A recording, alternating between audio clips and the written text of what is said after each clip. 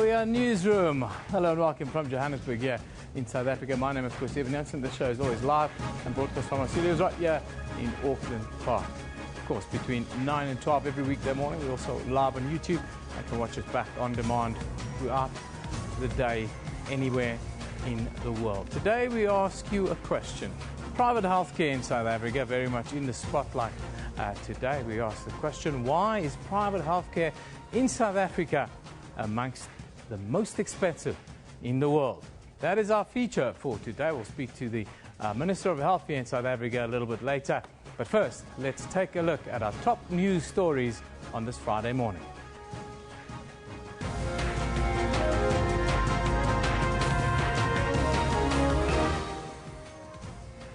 The Justice and Correctional Services Minister has not ruled out appealing the North Gauteng High Court's decision to release Janusz Walusz on parole in 2 weeks' time.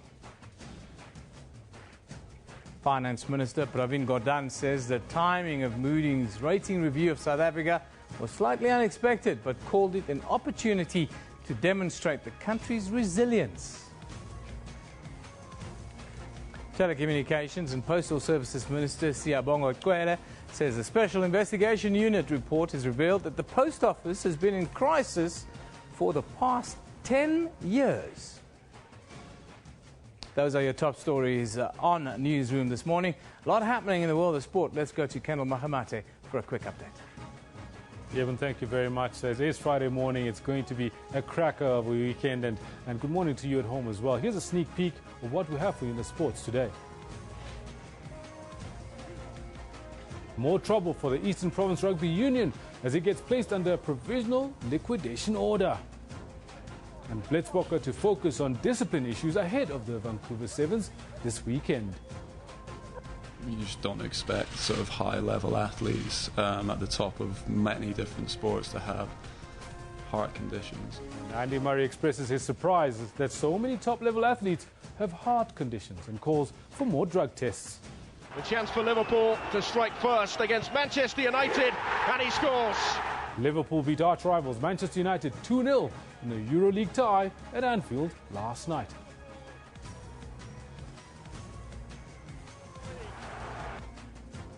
That, like I said, is a sneak peek of the sports for today. Back to you, Evan. Yeah, thank you very much, Kendall. Very good morning if you've just joined us. Now, the Justice and Correctional Services Minister has not ruled out appealing the North Gauteng High Court's decision to release Janusz Walusz on parole in 2 weeks' time. The Polish immigrant is serving a life sentence for killing SACP leader Chris Hani in April of 1993. Janusz Walusz and Clive Debbie Lewis were sentenced to death for the murder of Chris Hani, but after the abolition of the death penalty, their sentences were commuted to life imprisonment. Walusz shot and killed Hani almost a year before South Africa's first democratic election in April 1993. Debbie Lewis was released from prison in June last year after serving 22 years, and now Walusz is also being released. The Justice Ministry says it's disappointed because it holds a different view to how the judge decided on the matter. We have 14 days within which to make that determination. Unfortunately, the order is to the fact that within 14 days he must be placed on parole and parole conditions should be set. So we'll use the 14 days to make that determination. There's been mixed reaction to the release. For the family, a painful decision that they have to endure. The conclusion I drew after this judgment was black life in South Africa does not matter. Black man is dead, and so what? The black widow and her children should move on. Walusz may have been granted parole, but it seems the matter is far from over. Lehana Tsotetsi, SABC News, Johannesburg. Justice and Correctional Services Minister Michael Masutu says his department is likely to appeal the North Gauteng High Court's decision to release Janusz Walusz on parole. Walusz is the convicted killer of SACP leader Chris Hani.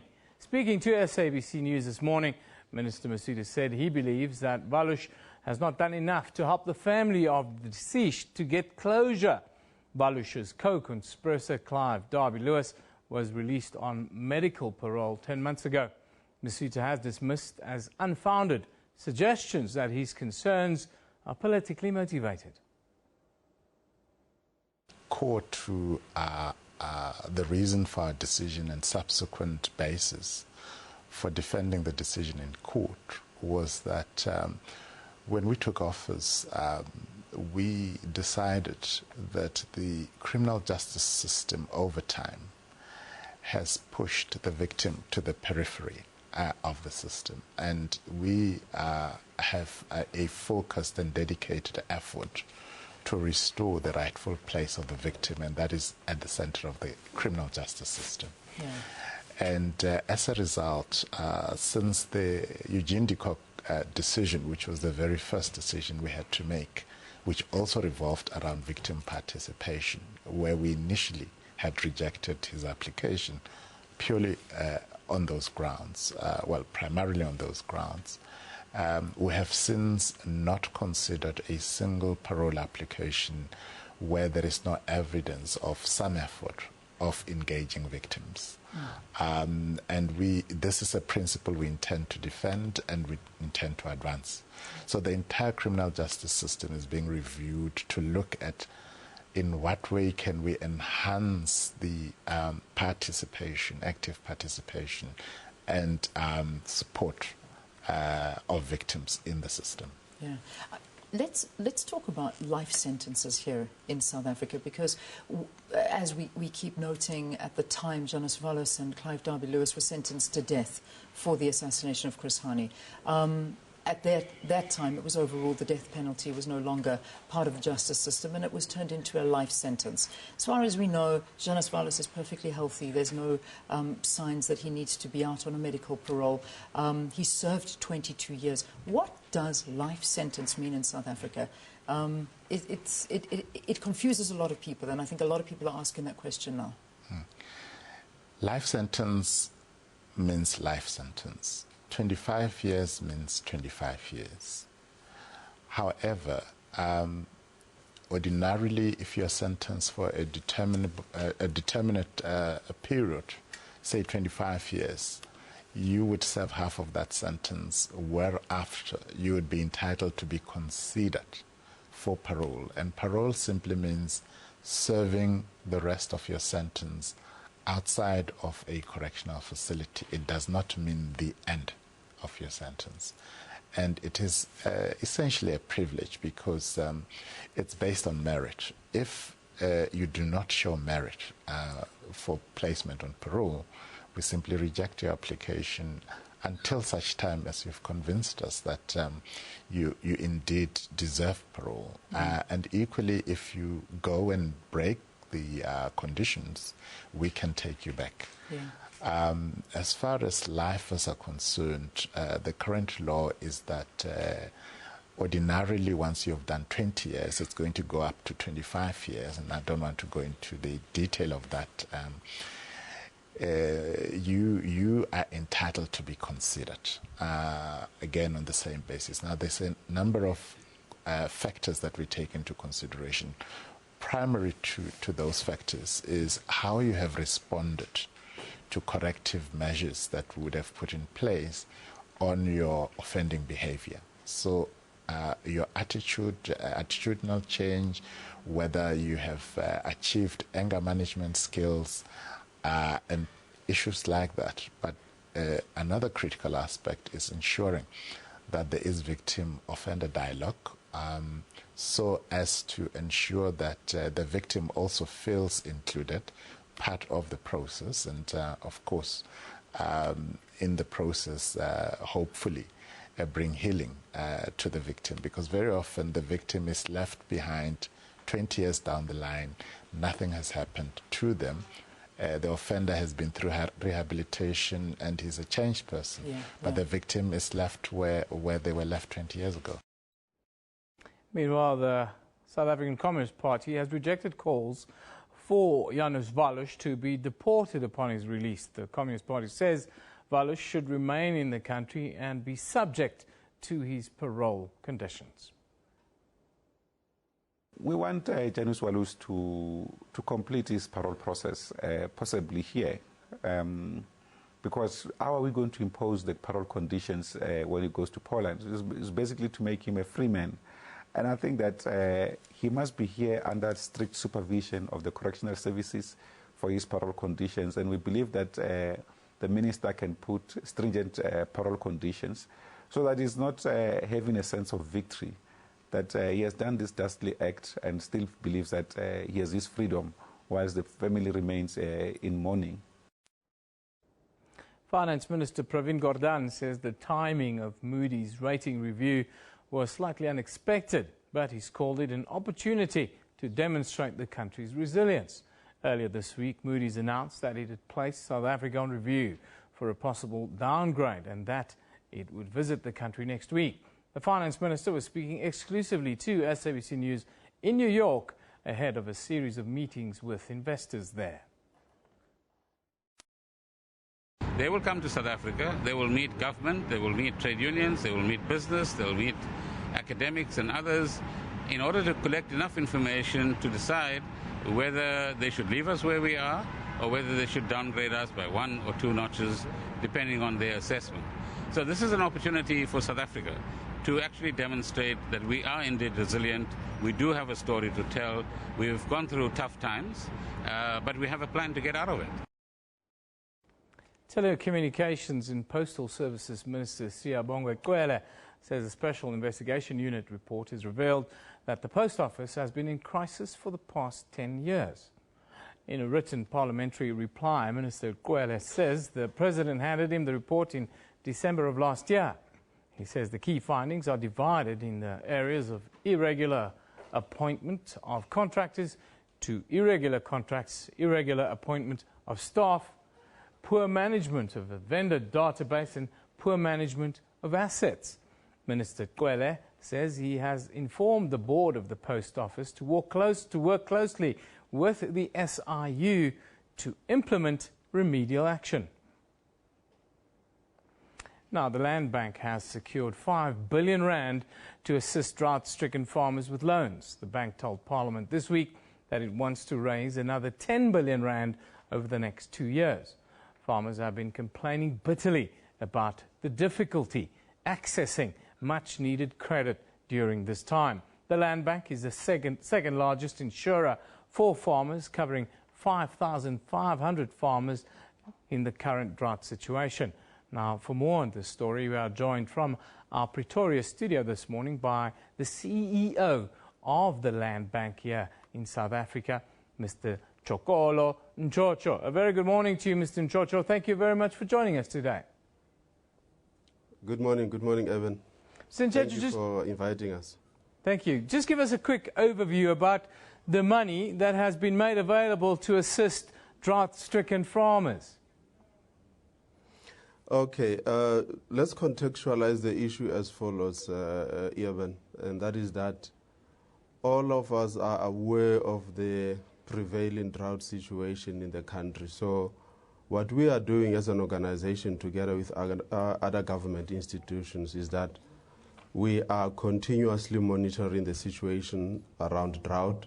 We are continuously evaluating the impacts of the drought. And as a third instance, we are taking measures to help farmers in the current situation to cope with the drought circumstances. And in the fourth instance, we are getting ourselves ready to have the financial capabilities to help farmers to recapitalize their farms and to recover as time goes on in the coming season. So it is in that light that we procured an amount of 400 million rand through a facility from the Industrial Development Corporation, the IDC, which we, the Land Bank, are going to administer by disbursing it out to farmers. The purpose of this facility is exactly to address the third point in the comments that I've just made, i.e. to help farmers cope with this situation transitionally. And I can discuss with you now in a short while as to the terms and conditions of the facility. Before we get that, I wanted to ask you, are you at the Land Bank looking at an insurance premium subsidy for farmers now? Let me explain that. What happens is that each and every farmer in the country is well advised to arrange insurance cover for their product, whether they be a crop farmer or a livestock farmer. But here is the issue. The issue is that the premiums on such policies are pretty expensive. Private sector insurance companies are there. The Land Bank has a subsidiary called the Land Bank Insurance Company, which insures farmers. And the point that we are making about the premium is that many farmers have not taken out policy cover. And the reason for that is simply because of the unaffordability of the premiums. They are just too expensive. And so the point that we have made, and it's a recommendation that we are discussing with both National Treasury as well as the Department of Agriculture, to say we think it would be a great national initiative, it would be a great investment by the nation if through the fiscus a premium subsidy instrument of some sort could be developed. And I made the point in Parliament a couple of days ago that out of the BRICS countries, South Africa is the only one which does not have a subsidy assistance program for its farming community. And as you know, these countries compete for markets globally. And in order to underpin the competitiveness of our farmers, we believe at the Land Bank, and indeed this particular view is shared, I believe, by our officials at Agriculture and the National Treasury, and we are developing a framework around it. It is very much at development stage at this point in time. What about farmers with outstanding debt right now? Will they still be able to get assistance from the Land Bank? Yes, this is how it works. This particular 400 million rand facility, it is already in addition to our normal lending activities that we have been undertaking on a day-to-day, month-to-month basis. I can mention, as I reported to Parliament, that since April last year, we have already approved 35 million rand out of the 50 million rand applications that we received from the farming sector. And these were facilities to help farmers, to those who do livestock, to dig boreholes on their farms, those who have livestock to acquire feedstock for their animals, and so on, in order to cope. You remember the point I made about helping the farmers to cope with the current drought situation. And yes, going forward, we look forward to considering applications under this 400 million rand facility. And we have said to the public that we have set a maximum limit of about 20 million rand per single applicant. That's the upper limit. And we have said that the design of this particular facility is such that, firstly, it is priced differently. In other words, the interest rate that is charged on this particular facility is concessioned by about 3% less than the normal prime rate. In the second instance, what we have attempted to do is to say to people, we will give them breathing space in the repayment profile of the loans. In other words, someone might come today. If their repayment is due to start in the next 6 months, we give a much more extended repayment period.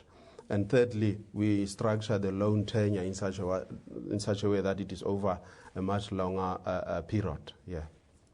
Thank you very much for joining us today. That's the CEO of the Land Bank here in South Africa, Mr. Chokolo Ntshotsho, coming to us live from the capital, Pretoria. Thank you once again, sir. Thank you very much, Evan. Thank you. Now, time for us to shift our focus to our theme of the day. Don't forget our question. The question we ask you today is dealing with the healthcare system here in South Africa. And there it is. Why is South Africa's healthcare amongst the highest? That's private healthcare, mind you, amongst the highest in the world. Yes, the minister said it this week. South Africa's private healthcare system is simply too expensive. Actually, it's one of the most expensive in the whole world.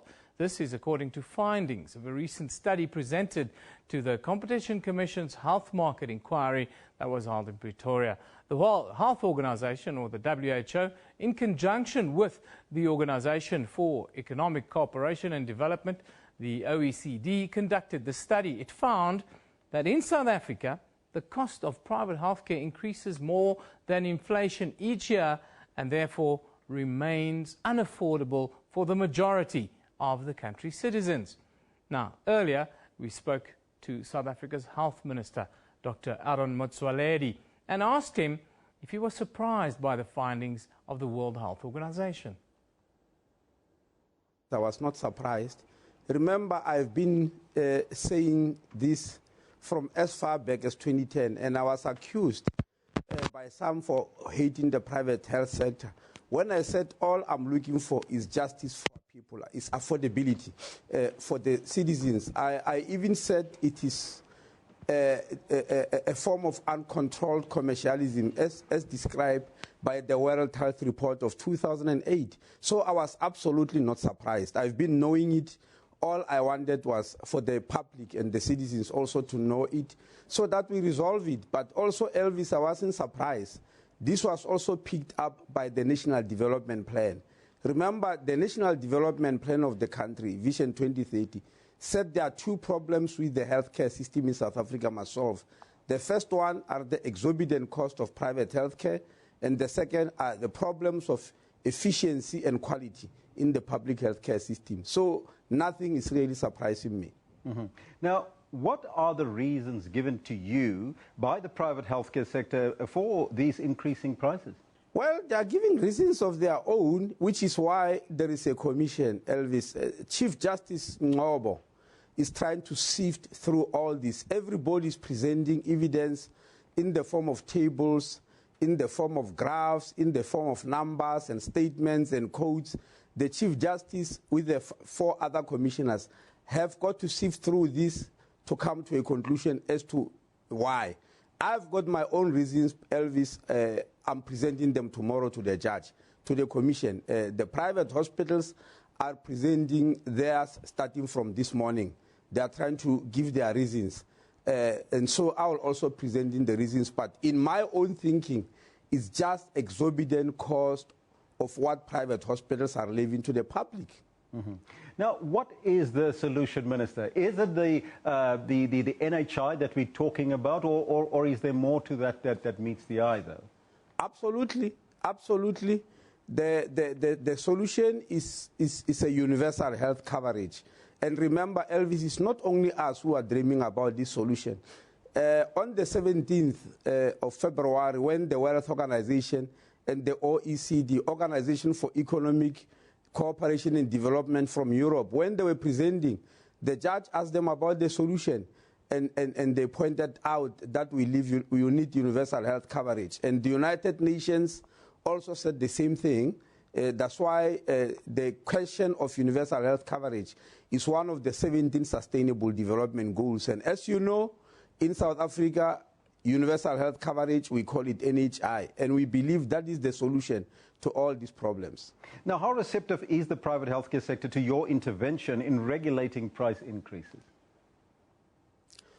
The medical schemes are ecstatic about it. The private hospitals are arrogant against it. I mean, the medical schemes believe there must be regulation. They are very watching. They even wrote me a letter, Elvis. The BHF, or Board of Healthcare Funders, which represent 80% of the medical schemes of the country, wrote me a letter as far as 2010, an SOS letter, and say, Minister, please come and help.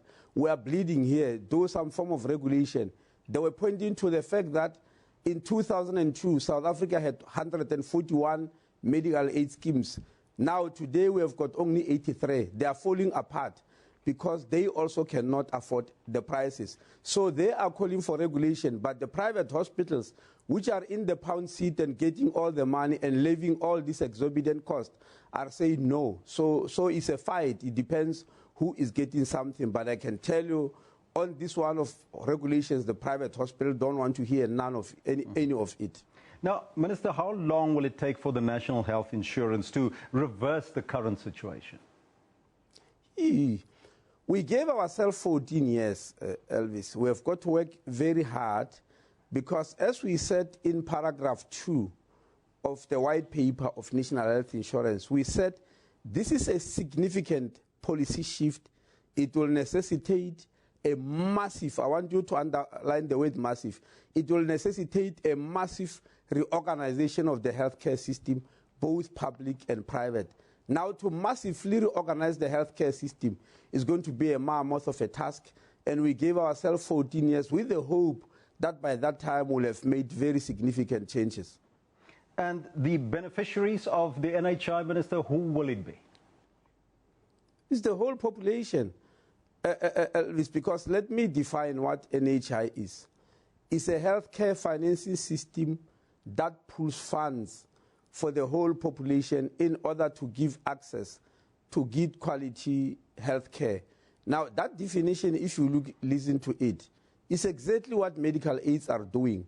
But there are two main exceptions, very big exceptions, that medical aid scheme are pooling funds for only 16% of the population at very exorbitant cost, but for only 16% of the population.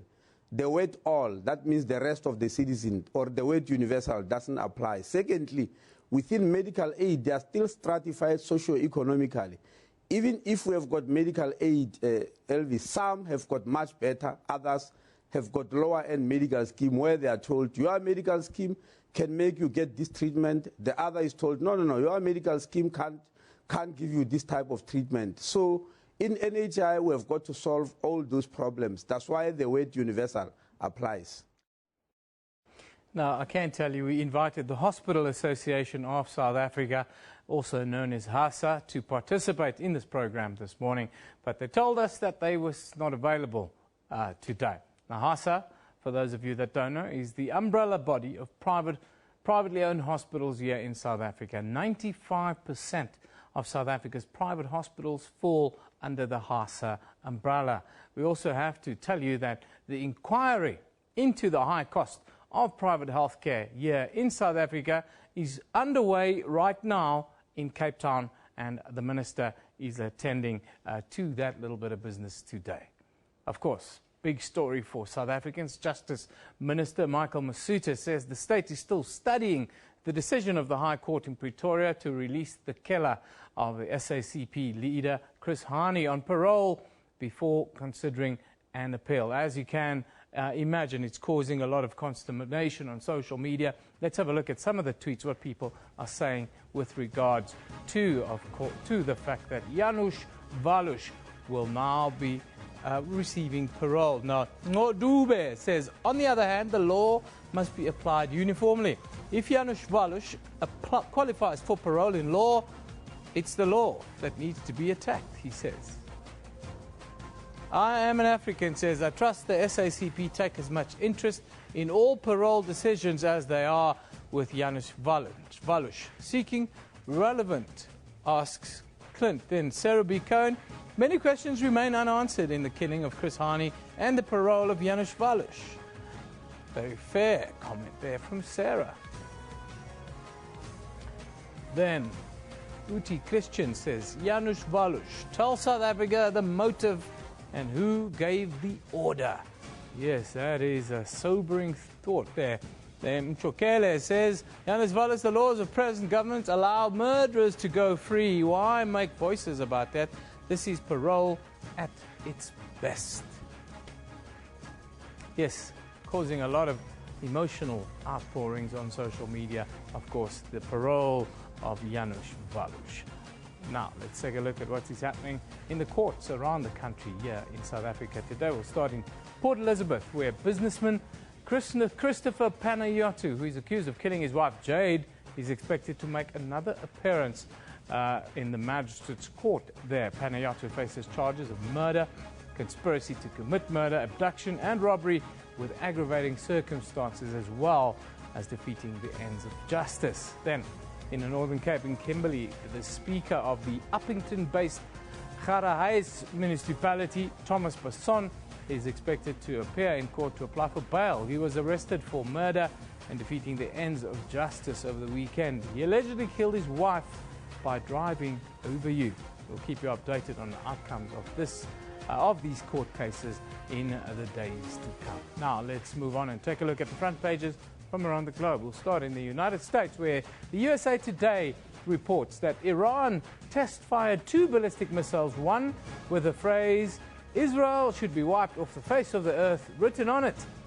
Iranian news media reported earlier this week. Then, across the pond in Europe, The Times says President Obama launched an extraordinary attack on David Cameron last night for allowing Libya to deteriorate into lawlessness and become a haven for the Islamic State. And finally, the Wall Street Journal says that Germany's federal police agency, that it had files from Islamic State containing names and personal data of members of the extremist group that officials believe could help prosecute suspected militants around the world. Time now for us to take a short break. When we come back, we'll continue our look at the high cost of private healthcare here in South Africa. Don't go away.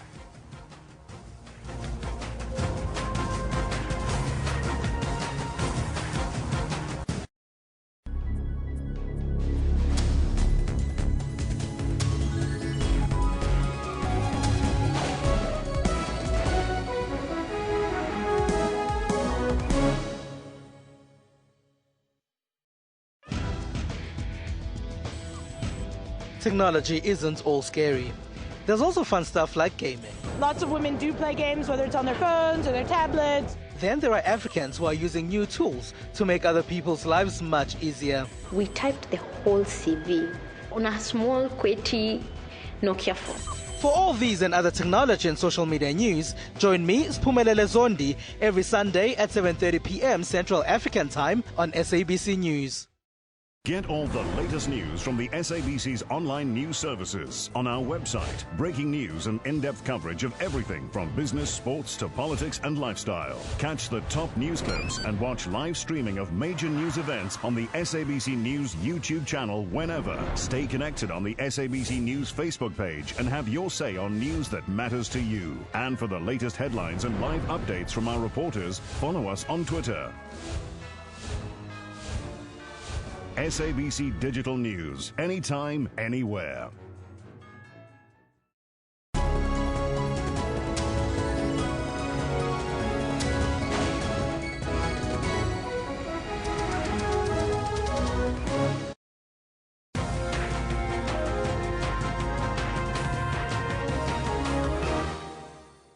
Welcome back. You're still in Newsroom here on SABC News. Now, here's our question of the day.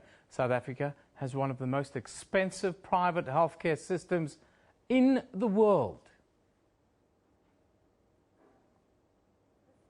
And only 17% of the population can afford it. This, according to the World Health Organization report on comparative hospital price levels here in South Africa. The study revealed that South Africa spent 41.8% of total health expenditure on private voluntary health insurance, more than any organization for economic cooperation and development country.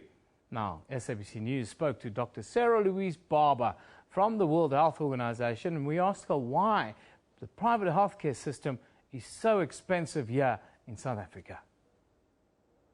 The study we looked at essentially had a couple of different findings, if I could just mention those. The first is that the prices are high, as you're mentioning. The prices are on par with countries with much higher income levels, France, Germany, UK. These are countries where the GDP per capita is close to 600,000 rand per person. So it's about, 3 times higher than South Africa's. So we found that the prices are very high. We found that the prices are increasing rapidly over time. And this is consistent with a lot of research done in South Africa that are showing that we're seeing very rapid cost escalation. And we're also seeing that the prices are the least affordable, as you're mentioning. So we looked at the price level for private hospital prices in South Africa and the prices for goods and services across the economy. And we see the largest gap in comparison with every other country in our study. So we rank South Africa as the least affordable. Is that a policy concern perhaps for the South African government? It's an enormous policy concern. As you're mentioning, the health spending in South Africa accounts for about 9% of GDP. So this is an enormous part of the economy, and 9% of total goods and services produced in South Africa. And as you're saying, nearly 42% is for private voluntary health insurance. And this is unique. We don't see this level of spending in any other country in the world, even beyond OECD countries. So this is a big part of the economy. And if inefficiencies in this sector, 42% of total health spending, 3.7% of GDP, it has a huge spillover impact into the economy, into the public health sector, and into individual pockets. Why does the survey or the study compare South Africa with the Organization for Economic Cooperation and Development countries rather than African countries and our BRICS partners? Well, we took advantage of an ongoing study in OECD countries. So OECD countries has been carrying out price comparison studies for 7 or 8 years now. So what we did was simply add South Africa into this study so that we could have an immediate comparison level. We did look at high-income and low-income OECD countries, so that we did essentially look at these OECD countries as a whole. But then we took the 7 lowest-income OECD countries, which are closer in income to South Africa. And what we found essentially was that prices were double in comparison with the lower-income countries. We are, however, exploring the possibility of doing similar studies in China, India, and Brazil. How is the South African healthcare system perhaps unique in comparison to the OECD countries? Is it unique? It is unique. It is unique, and the first and most important point is this very large spending on private voluntary health insurance, and this is related essentially to the architecture, the historical, the history of the region of South Africa. We see high private voluntary health insurance spending in South Africa, Botswana, and Namibia. So it's essentially related to the history of the health system in the region. So this is quite unique. We don't see this in any other parts of the world. And as you're saying, it's a very high level of spending, but it's covering 16 to 17% of the population. We see the similar pattern in Botswana, for example, an even lower share of the population in Namibia. So this is quite unique. We also see in South Africa, unlike many middle and low-income countries, or middle and high-income countries, that they do not have price regulation. So most OECD countries essentially have a system in place where you cap, set, fix, or benchmark prices, so that people know how much they have to pay. You have essentially control over cost escalation in the private voluntary health insurance sector. Now, I read it earlier in my introduction, 17% of our population, only 17%, could afford private health insurance. This is obviously not sustainable. Is there a solution? Well, we do look to the National Health Insurance. Essentially, we now have the National Health Insurance white paper. The minister has put this forward to public comments, and I hope that everybody does have a chance to look at it, because it has an enormous impact on the population. This essentially provides a framework for what we in WHO call as universal health coverage. So this is a global goal, a global commitment that every country has made to try to extend services to the whole population. NHI is the roadmap to achieve universal health coverage in South Africa. So we believe that NHI would form a type of a framework like UHC does in every other country, where you look at how you provide services to the whole population and where does the private sector fit into that picture. NHI, is that the panacea for South Africa's health problems? Well, I think there's no panacea, but basically we need to look at, many countries have undergone reforms to achieve universal health coverage. So universal health coverage is our goal. We want to make sure that everybody has access, regardless of their income level, regardless of whether they're sick or they're healthy. We need to have that framework in place, and then you put into place a series of reforms, and well-designed reforms to make sure healthcare providers are paid according to quality and health outcomes, to make sure that the service delivery mechanism provides high-quality care and reaches the population at the community level. So these reforms are put in place in every country of the world. So it's a process, just like NHI has proposed. We're not going to put forward, no country puts forward a complete plan. But it's a process that you start.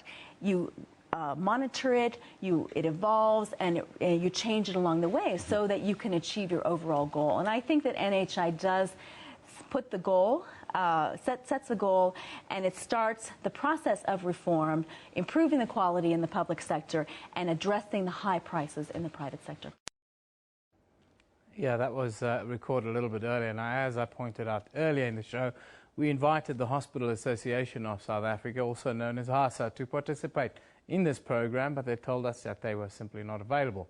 Now, HASA is the umbrella body for all privately owned hospitals. Not all, 95% of South Africa's private hospitals fall under the HASA umbrella. And, of course, today they're very much under the spotlight in Cape Town as the inquest into the high cost, rather, of private healthcare in South Africa is discussed. Of course, yesterday marked the end of Israel Apartheid Week here in South Africa, an annual international series of events that raises awareness of Israel's apartheid policies towards Palestinians. Let's take a look at some of the comments with regards to well, there you see some pictures and video. This one from Temba Ndlovu. Temba says, Israel Apartheid Week, it's painful. The Palestinians are treated badly in front of the eyes of the West, who call them champions of human rights. Stu Macman says, a state that denies human rights to even one person, no matter the justification, should be held accountable. Hashtag Israel Apartheid Week. Maccabee Task Force says, showing solidarity with Palestinians doesn't okay radical anti-Israel and frequently anti-Semitic Israel Apartheid Week. This one from Spitzo Mputi says, I pray to God and thank him that I was born not only an Arab but an Arab in Israel, talking about Israeli Apartheid Week. Now, I can tell you a little bit later in the show, we'll have BDS here, we'll have some youth activists to talk about Israel Apartheid Week as the week, of course, comes to a close today. We'll have them in at about 10:30. I'll have Muhammad Desai with me shortly to kind of tell us, let's give us a heads up what's been going on this week, what were the key moments this week, and of course, what is the outlook going forward. Now, let's go to our Facebook page quickly to have a look what you can see there. Of course, today we see Eskom is given the assurance that the lights will stay on this winter. Then 3 people are expected to appear in the Wynberg Magistrates Court in the Cape Peninsula today in connection with the killing of a 16-year-old Tukai girl. Finally, Deputy President Cyril Ramaphosa says business policy needs to be continuously improved to ensure that small businesses are supported. Of course, for more on the story, you can go to our Newsroom Facebook page. Just like the page, and we'll come up in your stream. Also, go to sabc.co.za/news, and you'll get all the news updates, all the top stories are right there. Time for us to take a short commercial break. We'll be back with more shortly.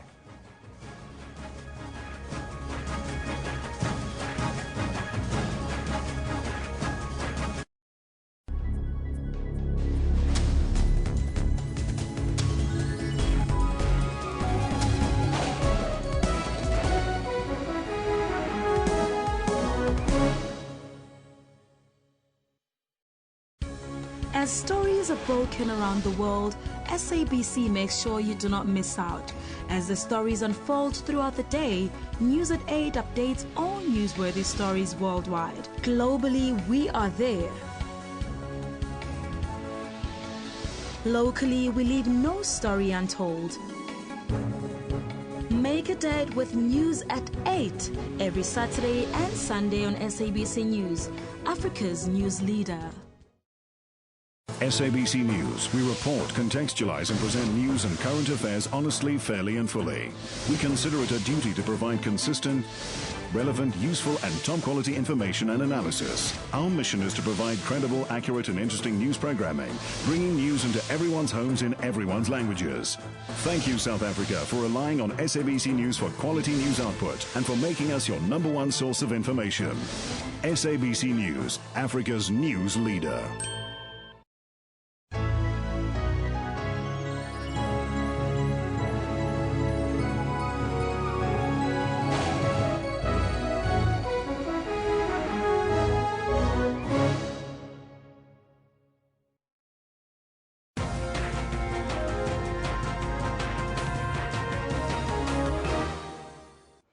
Welcome back here with Newsroom here on SABC News Now. Finance Minister Pravin Gordhan says the timing of Moody's ratings review of South Africa was slightly unexpected, but called it an opportunity to demonstrate the country's resilience. Now, speaking to the SABC's Sherwin Bryce Pease in New York ahead of a series of meetings with investors, he explained the frank, tough nature of those closed-door deliberations. Minister Pravin Gordhan, welcome to New York. What was your reaction? I mean, I know you knew about the Moody's announcement before you left London. What was your reaction to this announcement, given the timing so soon after your budget speech that really seeks to address many of the issues they will be looking at in this review? Well, it was slightly unexpected, but remember that Moody's has us 2 notches above sub-investment grade, so they will have a bit of space if you like. What the review is about, however, is that they will come to South Africa, they will meet government, they will meet trade unions, they will meet business, they will meet academics and others in order to collect enough information to decide whether they should leave us where we are or whether they should downgrade us by 1 or 2 notches depending on their assessment. So this is an opportunity for South Africa to actually demonstrate that we are indeed resilient, we do have a story to tell, we've gone through tough times, but we have a plan to get out of it. So your optimism since your budget speech continues, and yet there are those detractors. There are people in certain quarters that say junk status is inevitable. How do you respond to that argument? Oh, it's very simple. People like us, and there are many in the country, want optimism and they want hope. And we will try our best right until the end. And if we fail, it shouldn't be because we haven't tried. So worst case scenario, you fail, there's a downgrade. Is that the end of the world? But that's not really the issue. The issue is to persuade the world, as Labour, business and government and other constituencies, that we're not an unstable country overall, that we have many good things going for us, that we have some world-class features. We're the best organized and most sophisticated economy on the African continent, notwithstanding the fact that we might be number 2 in size at the moment. And as proud South Africans, we must tell the world that. And you can see the kind of joint delegation we have here in New York, business, labor and government, and they're all determined to tell the world, very frankly, yes, we've got troubles, our growth is too low, we need to do much better as a country and as stakeholders to create more jobs, create more hope, remove people from poverty, reduce unemployment, but all of that can only happen if we grow the economy, invest in our economy, remove the constraints like electricity, which is a serious constraint on our economy. Let's talk about those specifics. I mean, at the end of the day, this is about the government balance sheet and the government's debt ratio, the debt to GDP ratio. You talked about fiscal consolidation, acceleration in infrastructure development, energy investment, among a host of other measures within the framework of the NDP. Is that message resonating with the people you're talking to here? The message is resonating, but what they want is concrete proof that we're doing something to move in the direction. In other words, I think even in South Africa, we don't want to hear about more plans and more policies. What we want to hear is things are actually being done. And in our conversations back home, we are identifying many short-term projects to demonstrate both to ourselves and to our partners around the world that we are moving in a different and better direction, which will begin to bear fruit over the next year or so. Clearly a visit like this has very clear benchmarks. What does a successful Pravin Gordhan visit to London, Boston and New York look like when you are back in South Africa? Oh, one, that we've been able to share a different kind of insight into what South Africa is today. Secondly, to demonstrate to the people we meet that we are a very determined group of people to do better than we are doing at the moment. Thirdly, to earn their confidence that we can deliver on what we've been actually talking about. But fourthly, to also understand their concerns and their observations about our economy, our politics, and the way we talk as South Africans and do ourselves down. Moody's, in their note, spoke about the negative outlook which they placed South Africa on in December. They say there's been a deterioration since then. They talk about 0.5% growth this year, which really won't do anything to dent unemployment and really help us achieve inclusive growth. Minister, can you tell us, have we reached the bottom? It's hard to say, but let's look at the top. That's far more important. And let's put into practice the things that we said we would do.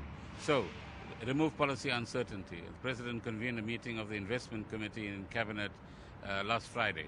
And there's a list of issues like the minerals bill, the uncertainty around maybe water licenses being issued, the bureaucracy and red tape in government. Now, all of those things are doable things within our ability. Let's do those things, remove the uncertainty, remove the red tape, invite investment both from South Africans and from foreigners as well, and we would have taken one big step. Secondly, demonstrate that we're willing to deal with some of the problems in our state-owned companies. And that also begins to create confidence that we are stabilizing Eskom. We are willing to allow some level of private sector or other investment funds participation in some of the ventures that we have. And that on the energy side in particular, we do have a plan that will take us off the bottom in 18 months. Parliamentarians discussed your budget in Parliament yesterday. Some have criticized your absence. What's your response to them? No, I think that's rather unfortunate.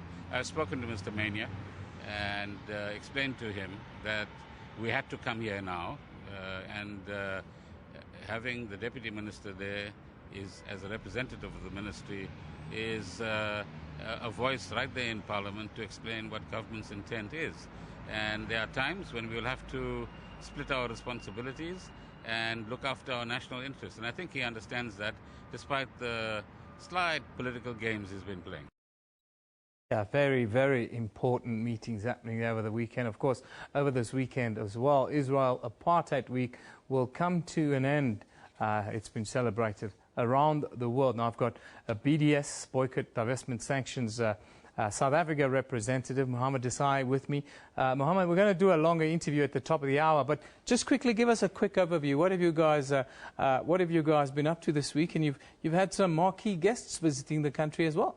More cities, more towns, more universities, more events than ever seen before as part of Israeli Apartheid Week. It's probably one of the world's largest awareness-raising campaigns on the issue of Palestine, and we're proud that as South Africa, both the governing party, but also in terms of students, in terms of communities, churches, and especially this year, the Jewish community coming on board. Yeah, that's a very, very interesting take. Of course, we'll be also talking at 10:30 this morning.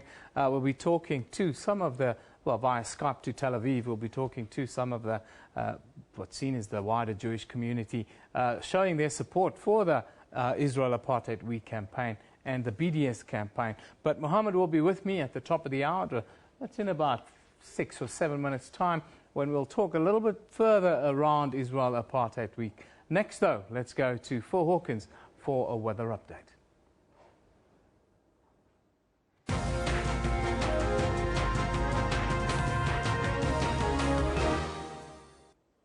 All right, thanks a lot. Let's start off by taking a look at what's been going on in terms of your cloud cover. This is what should be going on at the moment, and what we're seeing is some very dense cloud cover extending all the way through Central Africa's western regions down towards South Africa's southeast.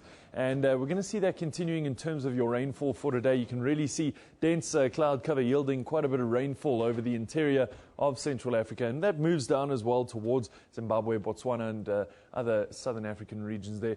South Africa's northern regions, that's Limpopo and the surrounding regions, expecting a lot of rainfall for today. In fact, the South African Weather Service has issued a weather watch for heavy rainfall there, so please be aware of that. Very, very dangerous indeed. We have seen floods already in some parts of South Africa, and today might just be the same. So do be aware of that. Into tomorrow, again, expecting rainfall through Central Africa. It does tend to die down in some of the interior areas there, but stormy skies still progressing through the interior. Let's see what's going on in a little bit more detail in your city today. Cape Town's at 29 degrees, definitely a different story in Pretoria. 29 degrees, but a cloudy day forecast there. And we're also expecting rainfall throughout most of the afternoon into the evening as well.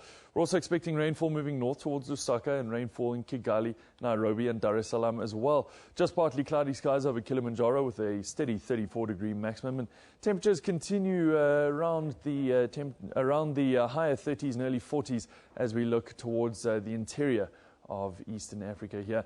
Juba's at 39 degrees, temperatures of 40 forecast for Khartoum. Now we are seeing isolated showers to scattered showers all the way from Juba towards Djibouti. Temperatures ranging from about 24 to 39 in that region there. Now, looking towards Dubai, we're still seeing rainfall. There have been some fairly severe floods in Dubai, Abu Dhabi, and the other Emirates as well. We're seeing the continuation of that for today. So, unfortunately, bad news for the area. The flooding set to continue. If you are in the area, do be aware of that. It is not going to alleviate itself today. Algiers at 13 degrees, temperatures of 15 in Rabat. It's going to be a fairly chilly one there. Temperatures of about 18 in Marrakesh. But Las Palmas here holding once again the highest wind speeds in the area, about 50 kilometers per hour for today. No rainfall though, so stormy skies not really making their way towards the area. That does change along the southern coastline of West Africa here. Monrovia peaks at 30 degrees, temperatures of 32 in Lagos, both expecting isolated to scattered showers for today. And of course, moving further south in towards Central Africa, once again, we're going to see a lot of that rainfall returning for today into tomorrow. And, of course, really a rainy area, nothing out of the ordinary in this region. Bangui's at 36 degrees for today, and that is where we leave it. If you have any questions or queries, email us, whether at sabc.co.za, or give us a call, 011-714-5077. This is where I leave it for today. Have a good one.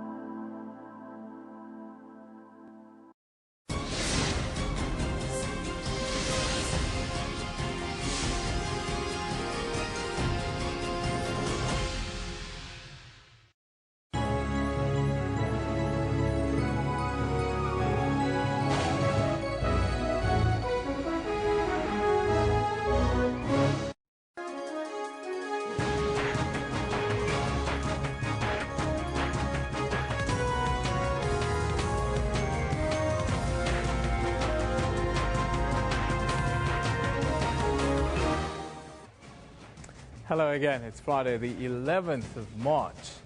And of course, 10 o'clock now. Time for us to take a look at the top stories here on Newsroom. The Justice and Correctional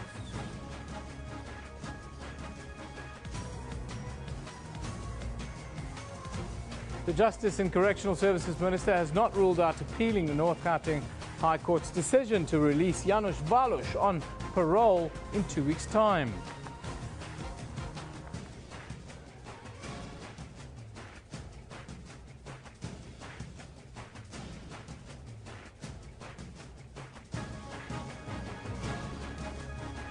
Finance Minister Pravin Gordhan says the timing of Moody's ratings review of South Africa was slightly unexpected, but called it an opportunity to demonstrate the country's resilience. Telecommunications and Postal Services Minister Siyabonga Kwele says the Special Investigation Unit report has revealed that the Post Office has been in a crisis for the past 10 years. Well, those are your top news stories this morning, but it's been a very busy night overnight on the sports front. Morning, Kendall, nice to have you back with us. Just give us a quick idea what people should be looking out for today. Oh, fantastic. Thank you very much. Yeah, but it is a Friday morning and it's going to be very busy. Crackover weekend is what we're expecting. Good morning to you at home. Here's a sneak peek of what's happening in the sports. More trouble for the Eastern Province Rugby Union as it gets placed under a provisional liquidation order. And a Blitzbokker to focus on discipline issues ahead of the Vancouver Sevens this weekend. You just don't expect sort of high-level athletes at the top of many different sports to have heart conditions. Andy Murray expresses his surprise that so many top-level athletes have got heart conditions and calls for more drug tests. A chance for Liverpool to strike first against Manchester United, and he scores. Liverpool beat arch rivals Manchester United 2-0 in a Europe League tie at Anfield last night.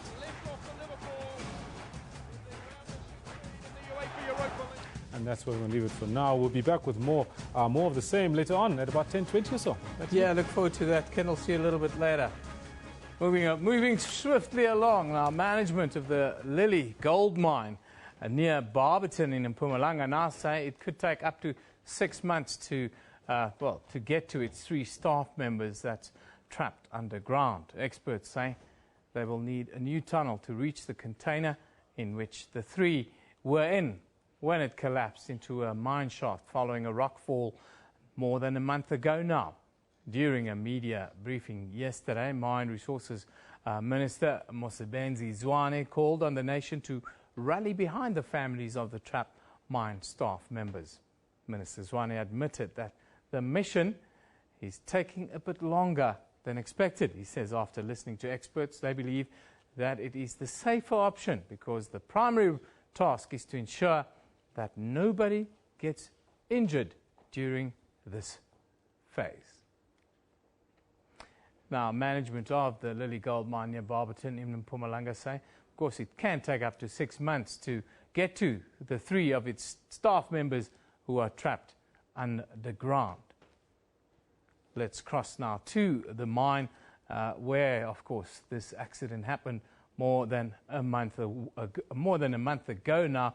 Tumelo is on the scene. Very good morning to you, Tumelo. Thank you for joining us. Morning, Eben. Tumelo, just give us a quick, just give us a quick overview. What is the very latest? We understand that a 6-month framework has now been put over this this operation. Just give us the latest then.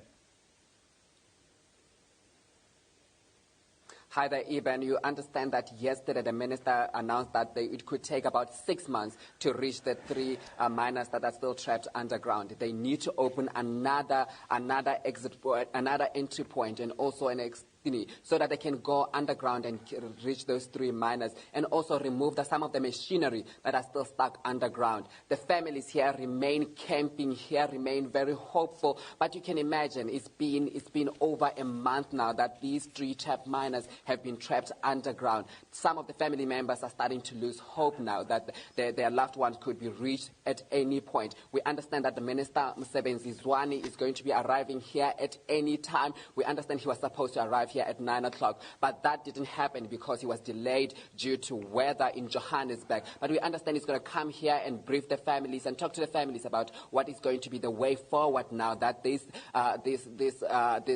process is going to take about 6 months to reach the 3 miners that are still trapped underground. Just tell us about this 6-month framework that they've sort of given us now. Is it because a whole new tunnel has to be drilled in order to ensure safety? Is that why?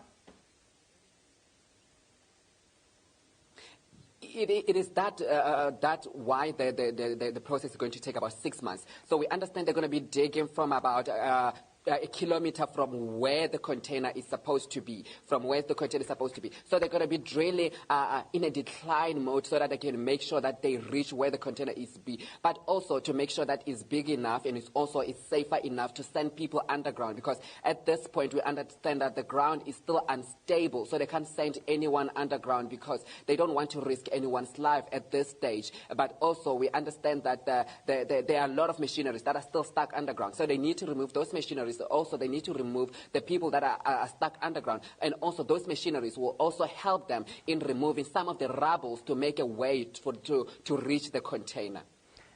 Quickly, Tumelo, tell us about the families. It's been a very difficult month for them, and the time frame is now extended by another 6 months. What are the families saying, and what is the expectation from this meeting with the minister?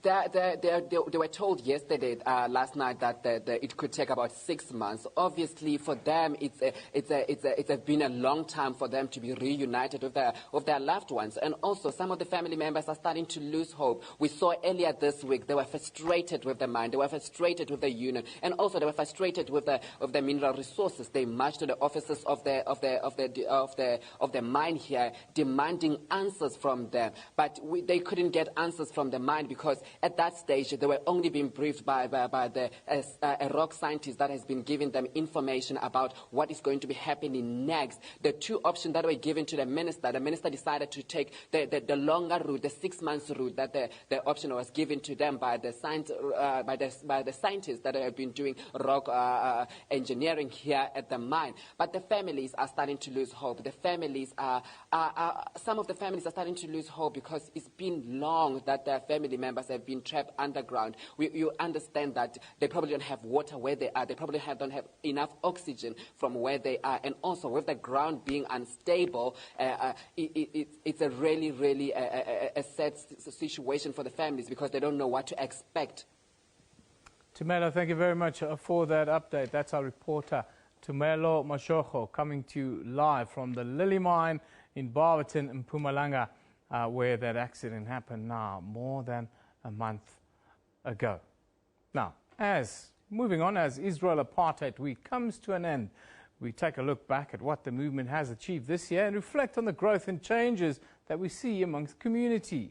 Recently, an open letter was written by a group of Jewish Israeli citizens urging South Africans, and in particular the South African Jewish community, to participate in this year's campaign. Now, as you saw a little bit earlier, I'm joined by Boycott, Divestment, Sanctions South African activist Mohammed Desai. A very good morning to you, Mohammed. Thank you for joining us once again. Thanks so much for having me. Mohammed, the interesting part this year comes in the shape of this letter by Jewish Israeli citizens calling on the South African Jewish community to get involved with the BDS campaign, to look at us. Just paint us the background with regards to this letter. Well, I think that there's two dimensions. The first is this year's Israeli Apartheid Week kicked off with a press conference that had, on the one hand, members from the Hindu community, Tamil community, the Muslim community, the Christian community, and importantly and significantly from the Jewish community. And what this goes to establish and to show is that we're actually becoming united on this issue, that is bringing us together rather than tearing us apart. And that is really the message, one of the messages from Israeli Apartheid Week. But the other message that comes out with the participation of the South African Jewish community in Israeli Apartheid Week, the numbers may be small, we don't deny that, from within the South African Jewish community, but it's a trend that we are witnessing across the world. We are seeing young Jews at university campuses beginning to take up the issue of the Palestinian struggle beginning to support the BDS campaign. And even to be honest with you, the biggest support that we have, for example, in US campuses comes from young Jewish students that are the biggest supporters of the BDS campaign. Tell us a little bit about where the campaign is now. We see reports in the media that BDS is growing rapidly in places like Europe and the like, with a lot of young people joining the movement. Are you happy with what you've achieved until now and where you are? Well, we've had major and significant victories, from pension funds dropping Israeli businesses, from universities ending their academic relations with Israeli universities. And all of this combined, according to a report released by the United Nations last year, the Israeli government has lost over 46% in foreign direct investment as a result of the international boycotts. So this is not a Mickey Mouse sort of impact on the Israeli regime. This is a significant impact that we are having on the Israeli regime. But Gandhi has this saying that first they ignore you, then they mock you, then they fight you, and then you win. We're currently in the fighting phase. They're fighting us like never before, both locally in South Africa, but also internationally, the Israeli regime, that is. What you're talking about, the fight, what does this fight entail? For the most part, the Israeli lobby is quite uncreative and quite useless when it comes to activism. But what they do have is political support and, unfortunately, money. And so a lot of money is being thrown at the BDS movement or against the BDS movement. You're starting to see flashy magazines. You're starting to see holiday trips for people to Israel in a way to try to win over support. Tactics that were very much used in the apartheid regime here in South Africa. In South Africa, significant were, of course, the sanctioned campaigns and the sporting boycotts and so forth. When you look at the momentum that you've built, are you looking at a time frame for when you would like to see success? Look, the boycott against apartheid South Africa took 30 years. It took just over 3 decades to eventually get the apartheid regime, of course, with the other arms of our struggle, to the negotiating table. But we have seen much quicker victories when it comes to the boycott against Israel.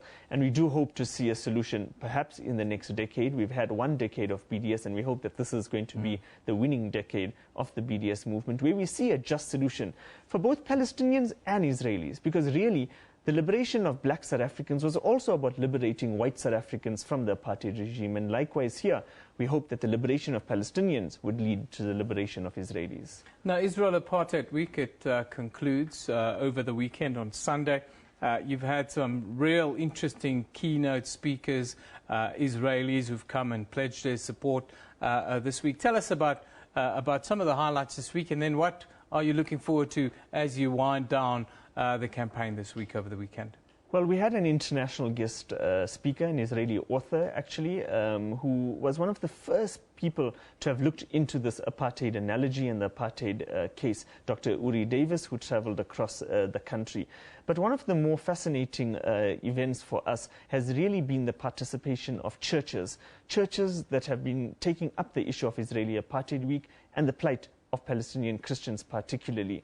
We had just last night an extremely successful event with comedians and with musicians and with other artists lending their cultural support to the boycott campaign and lending their cultural support to Israeli Apartheid Week. Today we will be having the National Speaker of Parliament in her capacity as National Chairperson of the governing party, the ANC, as well as Minister David Mahlobo in his position as an NEC member, speaking in both the Free State as well as at Stellenbosch University. Really nation and worldwide campaign, BDS. Mohammed, thank you very much for joining us. That's Mohammed Desai. He is the South African activist of the Boycott, Divestment and Sanctions campaign. Of course, this week is Israel Apartheid Week globally. It comes to an end on Sunday with every town in South Africa involved in the campaign. Moving on, the Justice and Correctional Services Minister has not ruled out appealing the North Gauteng High Court's decision to release Janusz Walusz on parole in 2 weeks' time. The Polish immigrant is serving a life sentence for killing SACP leader Chris Hani in April of 1993. Janusz Walusz and Clive Debbie Lewis were sentenced to death for the murder of Chris Hani, but after the abolition of the death penalty, their sentences were commuted to life imprisonment. Walus shot and killed Hani almost a year before South Africa's first democratic election in April 1993. Debbie Lewis was released from prison in June last year after serving 22 years, and now Walus is also being released. The Justice Ministry says it's disappointed because it holds a different view to how the judge decided on the matter. We have 14 days within which to make that determination.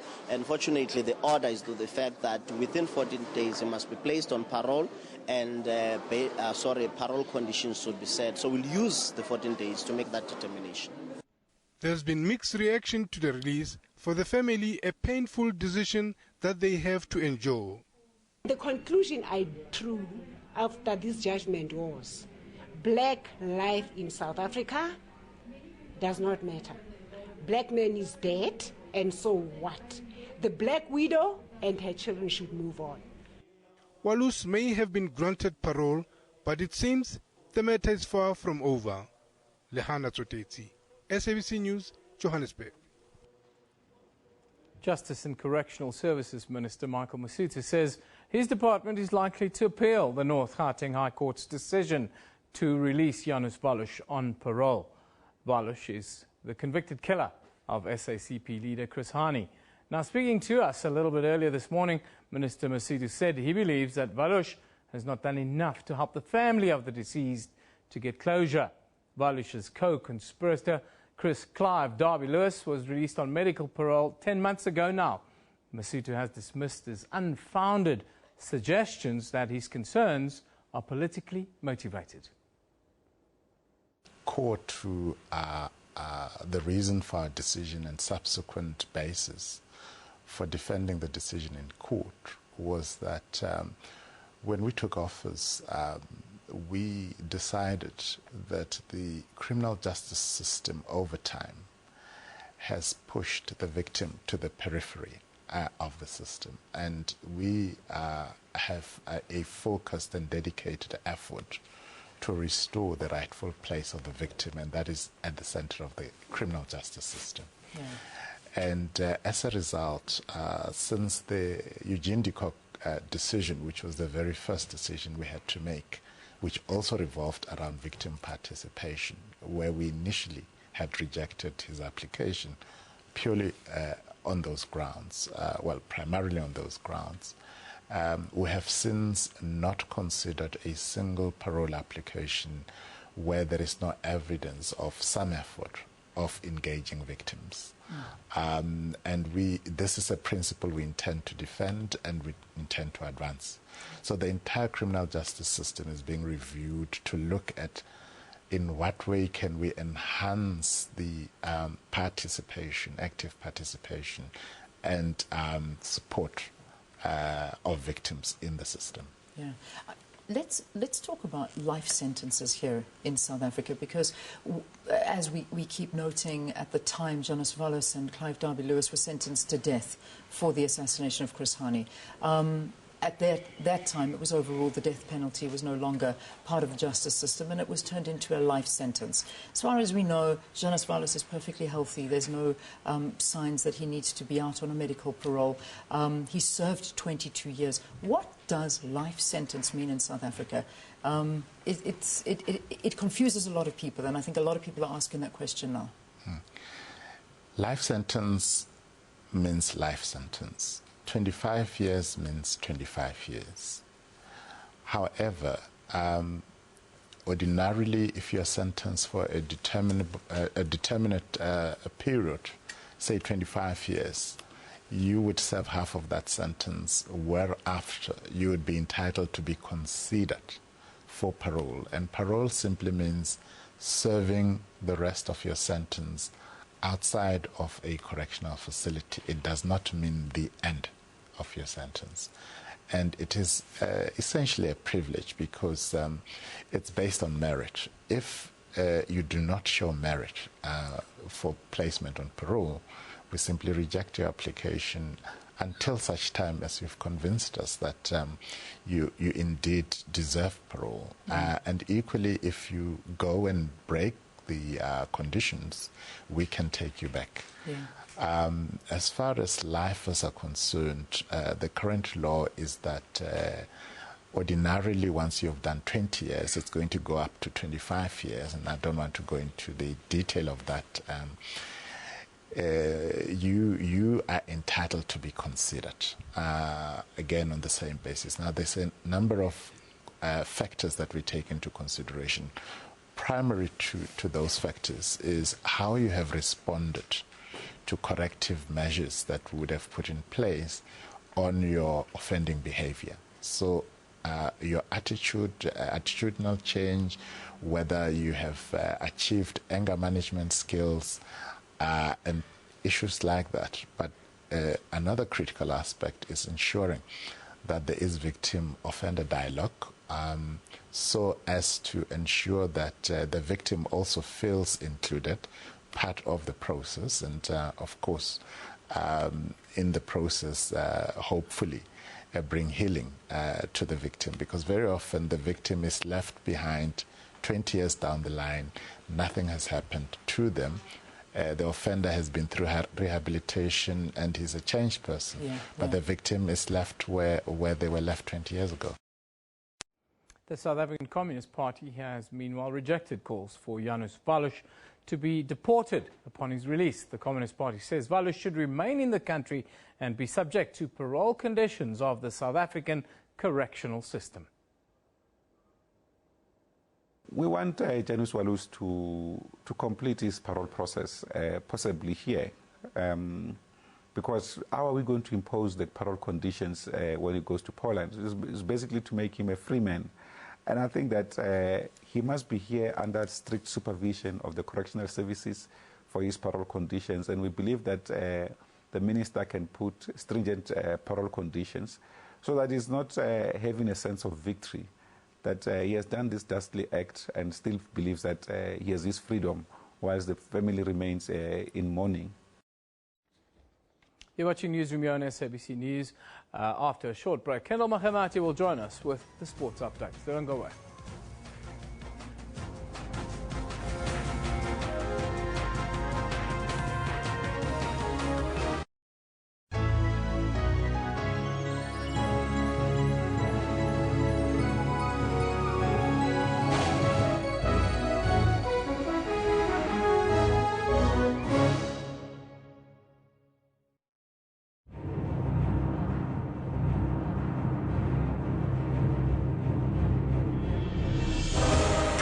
For victory requires intense effort and teamwork. When you get to it, there is no turning back, because all eyes are on you. When it's action time, nothing should stand in your way. Sports Live tackles and analyzes all the sport action. This is the home of all your sport news, updates, and more. Sports Live weekdays at 8:30 p.m. SABC News. We report, contextualize, and present news and current affairs honestly, fairly, and fully. We consider it a duty to provide consistent, relevant, useful, and top-quality information and analysis. Our mission is to provide credible, accurate, and interesting news programming, bringing news into everyone's homes in everyone's languages. Thank you, South Africa, for relying on SABC News for quality news output and for making us your #1 source of information. SABC News, Africa's news leader.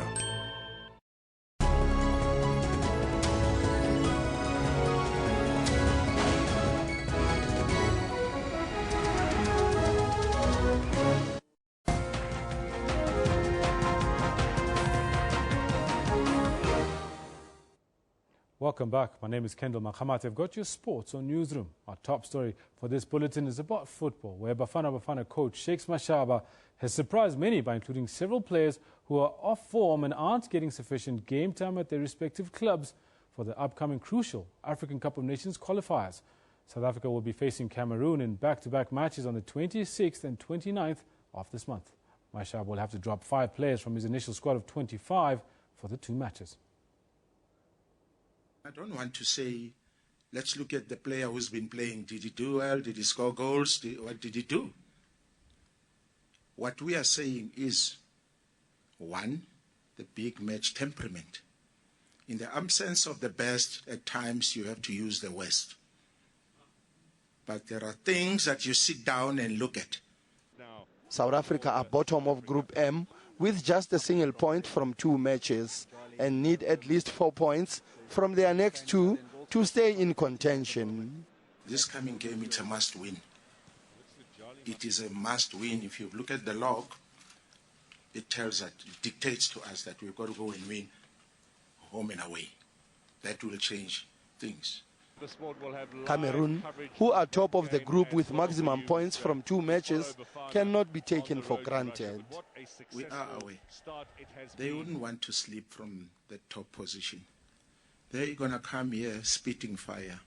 It doesn't mean we're going to have a walk on the park. It's going to be a war. Having all the selected players available from the word go could be a problem for Mashaba.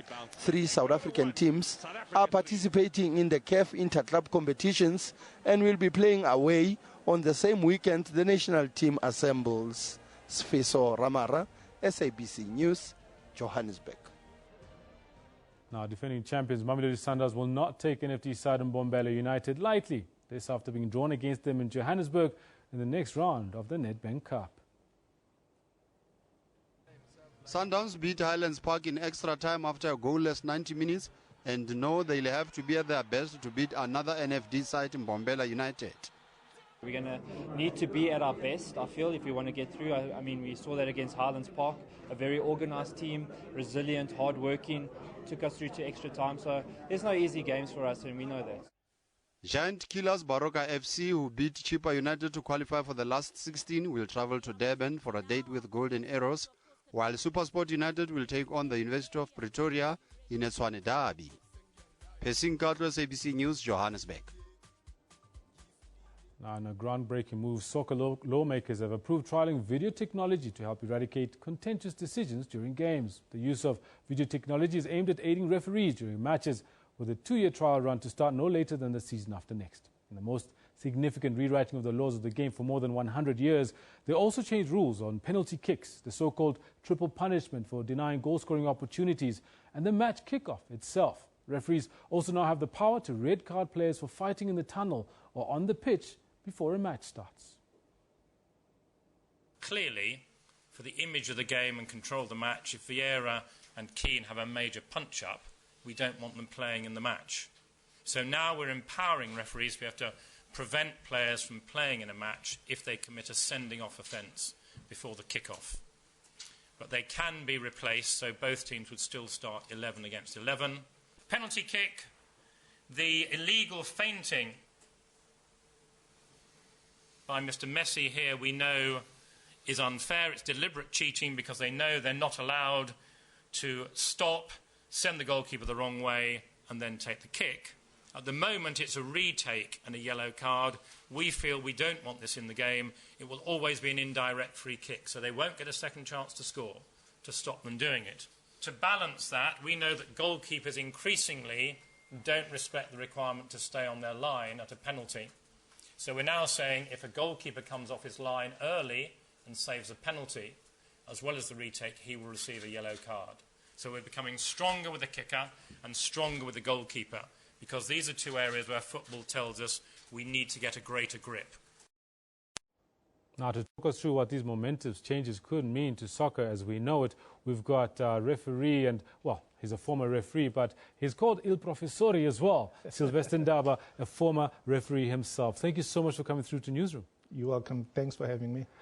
Sylvester, here's a big thing, because I think a lot of people have been looking forward to actually us dissecting what this means for the world of football and the game itself. Yep. What do you make of these changes that are happening in the world of refereeing? Well, these are fundamental, huge changes. These are historic changes. And to me, it's exciting times because I'm not an RC. An RC is a person that is resistant to change. And people that are afraid of technology, and mostly it's people that are born before technology, but some of us embrace technology as long as it will assist the referee in making correct decisions. However, football is different, and we don't want those stoppages because the game is fluid and very exciting when it's flowing. Now let's look at the actual changes. I'll start with your Law 8, which is the kickoff. Now normally, before the changes are going to be effected on the 1st of June 2016, The rest will come to, the rest are experiments that may only come in after, and if they're successful, only after 2017 or the 2017-2018 season. But what's key for me, it's at the time of kicking off, at the moment we say the ball must be kicked forward into the opponent's half. Now, from 1st June, the ball may be kicked as long as it moves, irrespective of what direction. That's a huge change, because now you can take a shot at goal and score from there. Before you carry on further, the quick question is, why make that particular change? Because you are forced now to restrict the movement of players and the creativity and innovation of players, and that's what we want. People are complaining that on the stadia that we have, people are no longer on the seats. This is one of the ways to bring back the people, excitement, let's see innovation. That's why I like this change. All right. Then there's another, well, carry on. Right. The second one, which is critical also, is that if a player gets injured by virtue of a foul that is cautionable by yellow card or sent off by a red card, now you don't have to treat that player off the field of play. What is the rationale there? The rationale is that he was fouled and a yellow or red card was issued. Then you take the player out and the imbalance now. They still have 10 and the other player is also out. Sometimes a yellow card, there's still 11 against 10. So, and that's a very good way of saying, if he's treatable on the field of play, let's treat him without him leaving the field of play. Thus, you know, tilting the scales negatively towards the offended player. Yes. You want me to talk about the triple punishment? There's the triple punishment about the Everybody penalties. wants it, except the match officials. We as match officials don't like it that much. Not that we are not assimilating the change. We don't like it that much because it's a discipline issue. It's not compromising us as referees. If we know that if you're going to prevent a goal-scoring opportunity, you are going to be penalized by virtue of a free kick, whether direct or indirect, or a penalty kick. That's one punishment. The second punishment, you are going to be sent off the field because you prevented a goal-scoring opportunity or you prevented a goal. It's two-pronged. The third is that you get a suspension by virtue of your league. It may be 1 game suspension or 2 game suspension, depending in which league you're playing. So that's why it was called a 3-point punishment. Yes. The good thing for us referees, you would not want to do that. So that means discipline on the field and the game will flow. Right. However, they are now saying, because it has been discussed over many years, every time it went to the IFAB, which is the International Football Association board, and that's the only board that is the custodian of the laws of the game, would then come back and push it back and say, go and revise. So this time, they've agreed on the wording. Now, who are the stakeholders here? Evidently coaches, players, and match officials, and administrators. So what is the final outcome as far as the wording is concerned, which is key? Now, if I'm simplifying it, because it's quite a technical law. Yes. Now, I'm simplifying it. If a goalkeeper or a defender in his own penalty area, in an endeavor, a genuine endeavor to play the ball, fouls an opponent, meaning a striker inside his own penalty area, and a penalty must be awarded. Under normal circumstances, you would then get a red card, etc. But this time, you shall be given a yellow card. Only, I repeat, only if it was a genuine attempt to play the ball, and it has to do with preventing a goal-scoring opportunity. Only, we must emphasize that. It continues to say the other infringements that normally occur, if you are attempting not to play the ball. 2, you are not even near the ball. 3, the foul that you committed is actually a sending off foul. You shall still be sent off. So is this where the video refereeing would come in handy as well? Because there are times when it's a little dicey, when it's the goalkeeper either was going for the ball or missed it, or his leg stuck out and caught the striker, or his hand caught the striker. Is it going to be where the video refereeing is going to come in? Because this could be totally marginal.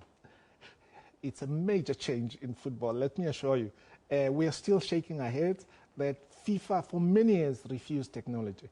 However, this is a different kettle of fish altogether from what I've just explained. Yes. The video referee it's a completely different kettle of fish. What are we talking about here? They are concentrating on 4 things, and the protocols are not yet agreed upon. They are given 24 months, 18 to 24 months to actually review and test them. And these tests, they've got about 13 football leagues that are interested in testing. Based on that, they just want a handful that they can accumulate data so that they can come back with a framed law, and if it is acceptable. And what is the main thing? They don't want the game to be actually stopped intermittently.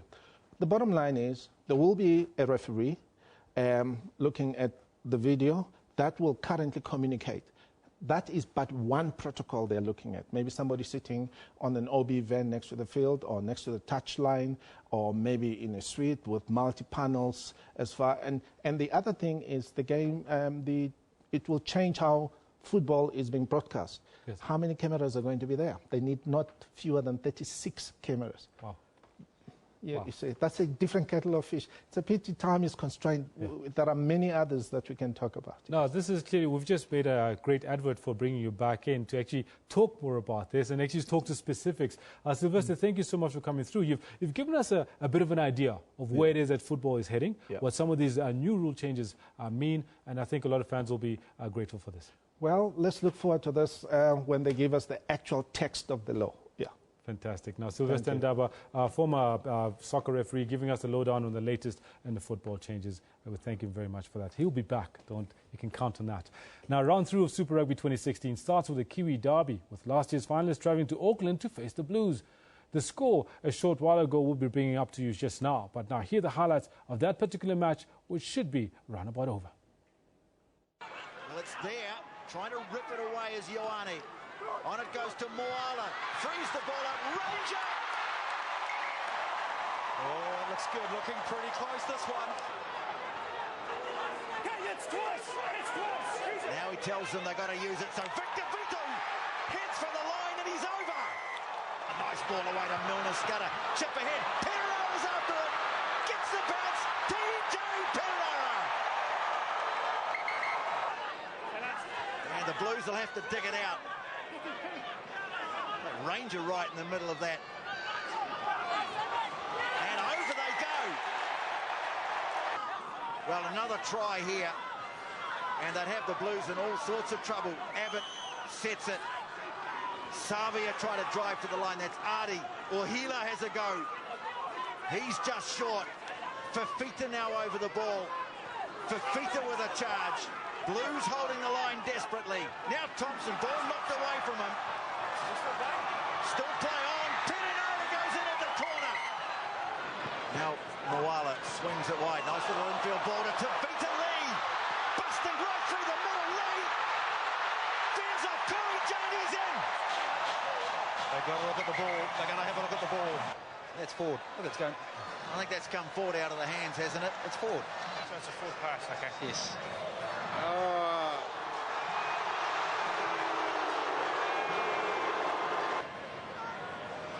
Kick of almost 50 metres on the angle for West. Got the distance all right. It is over.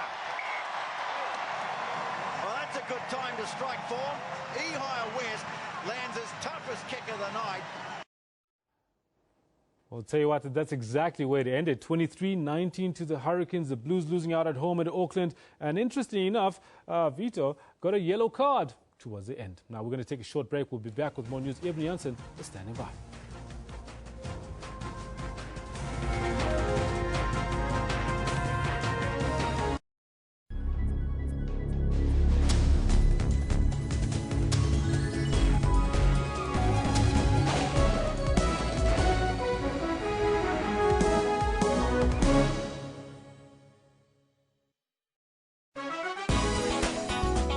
A romantic adventure film starring Ivan Buerta and Donnelly Roberts.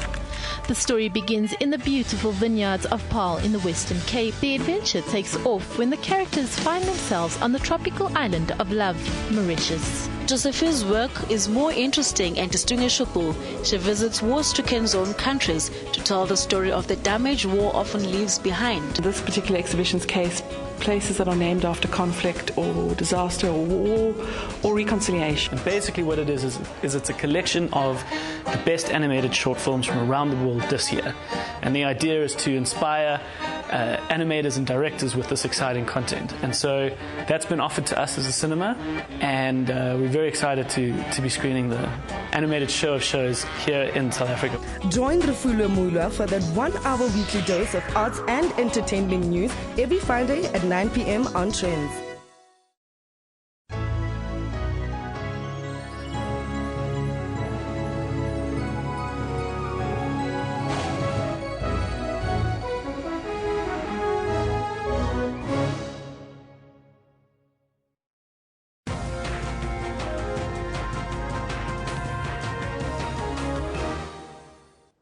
Hello again, a very good morning if you've just joined us. Of course, Israel Apartheid Week is part of our focus this morning. Now, a letter has been written by a group of Jewish Israeli citizens urging South Africans in general and members of the South African Jewish community in particular to participate in this year's campaign. Now, joining us on the line from Tel Aviv in Israel this morning is one of the authors of this letter, Ofer Niemann. A very good morning to you, Ofer. Thank you for joining us. Thank you and good morning. Please just tell us the motivation behind writing this letter during Israel Apartheid Week. Well, there is a group of Israeli citizens who support the BDS campaign. So I assume that many of your listeners know something about the current BDS campaign against apartheid in Israel and Palestine, the Israeli government's apartheid policies. We are opposed to these policies, and there is an international campaign called for by Palestinian civil society. We endorse this campaign, and of course there is a great deal of support in South Africa for this campaign, and we are trying to convince more people, especially in the Jewish community in South Africa, to join this campaign for moral, historical reasons. Tell us about the BDS campaign and Israel Apartheid Week in particular in Israel, the level of support it has, and what kind of coverage does it enjoy in the media there, if any? Well, I would say that it's almost dangerous to try and hold a public BDS activity somewhere in the street, on a street in central Israel. The only thing we can do, almost the only thing, is to issue letters, international messages, but the voice of Israeli citizens who support BDS is quite a prominent voice. People listen to us, and we try to do our best. Israeli Apartheid Week is an international event, and we try to fit in. Now, you've reached out to the South African Jewish community in particular. Have you reached out to any other international Jewish communities, and what has the response been from them, but also what has the response been from the South African community? Well, one positive example is that we are seeing many young Jews in America, in the United States, supporting the Palestinian cause and saying that Israel's policies, Israeli apartheid, is incompatible with their view of Judaism and justice. For example, there is a prominent NGO in the United States by the name of Jewish Voice for Peace, which supports BDS, which supports the Israeli Apartheid Week. So I think that overall, internationally, there is growing support among Jews, especially young Jews, for the struggle to end apartheid in Israel. Obviously, in South Africa, there are also quite a few Jewish activists who support the campaign. There is also a problem with parts of the establishment in the community in South Africa. They still support Israel or Israel's apartheid policies, and we hope to see a change in that. Ufer, tell us quickly, what is it like to be a young Jewish man at this moment in Israel's history, living in Israel? Well, I'm a privileged Jewish Israeli citizen. My life in Israel is not difficult. Perhaps politically, there are some elements of political harassment, maybe persecution, but the real victims here are the Palestinians. There are millions of Palestinians living right next to us without citizenship, under a very brutal military occupation, suffering from torture, detention without trial, land theft, checkpoints, humiliation, and numerous other violations of human rights. So if life is if life is not very easy for privileged Jewish Israelis who oppose apartheid, it's much worse for Palestinians. And what's your message in conclusion to South Africa and then the Jewish community living in South Africa? So, first of all, I would like to thank so many South African activists who know so much about apartheid and also stand with the current BDS campaign. Their support is hugely important, and I hope that we'll see more support from the South African government itself. Beyond that, I hope that we'll be able to convince more Jews in South Africa to join the campaign, to be on the right side of history, to stand against apartheid practiced by the Israeli government in Israel-Palestine. Ofer, thank you very much for joining us this morning, coming to you on the line from Tel Aviv this morning. That is, of course, the author of this letter urging South Africa's Jewish community to join Israel Apartheid Week and the BDS, or Boycott, Divestment and Sanctions campaign. Now, this year, in light of Israel Apartheid Week, social media has been abuzz with the hashtag See Israel for Yourself, which is a large part of the discussion this year, particularly South Africans who have gone to Israel. Many of those who've gone on a week-long South Africa-Israel Forum tour are making themselves heard. These, however, are not the only young South Africans who've seen for themselves. A young South African from Soweto has been part of the ecumenical accompaniment program in Palestine and Israel. He joins us in studio today. His name is Itani Razalanavo. A very good morning to you, Itani. Thank you for joining us. Good morning to you and the viewers. Thank you. Now, just give us your overall view. What did you see, and what stands out for you after your visit there? First and foremost, I'd like to thank you for this opportunity. What I saw there was a mixed community, a very complicated society, where in a very small strip, you move for about 30 kilometers in a Europe-like community, and then you get to another place where you have to drive through checkpoints, you have to drive through military points and settlements. It was very complicated because immediately when you get to the West Bank, things change. The occupation is very clear, it's very visible. However, having spent time in Israel, you also meet with Israelis that are for peace, as well as Israelis that are for the extermination of the Palestinians. As you saw the statistics a couple of days, where 48% of those that were asked are saying that Palestinians must be driven out of that land. Did you see apartheid in Israel in practice? Now, when you speak of apartheid, I'm a bit young to say I saw apartheid. I had been told by those who witnessed apartheid. And from what I'd been told by those that witnessed apartheid, I think I saw something worse than apartheid, than that which I was told by those that told me about apartheid.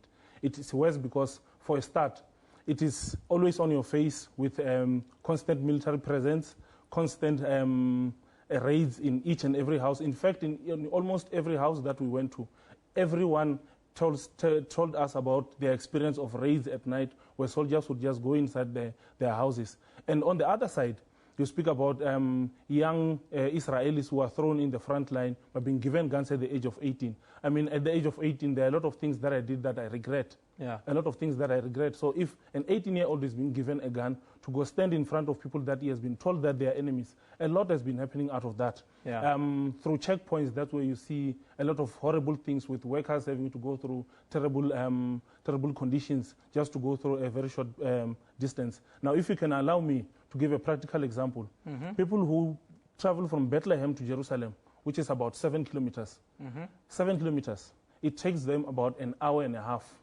because they have to spend at most an hour at the checkpoint, having to go through the checkpoint. Some of them spend about an hour, only to 10 when they get to the ID checks where they are not allowed to go through, simply because maybe their fingerprints are rubbed or something like that. How does it affect people's lives, this kind of thing? How does it affect their capacity to earn, the capacity to look after their family, their capacity to live?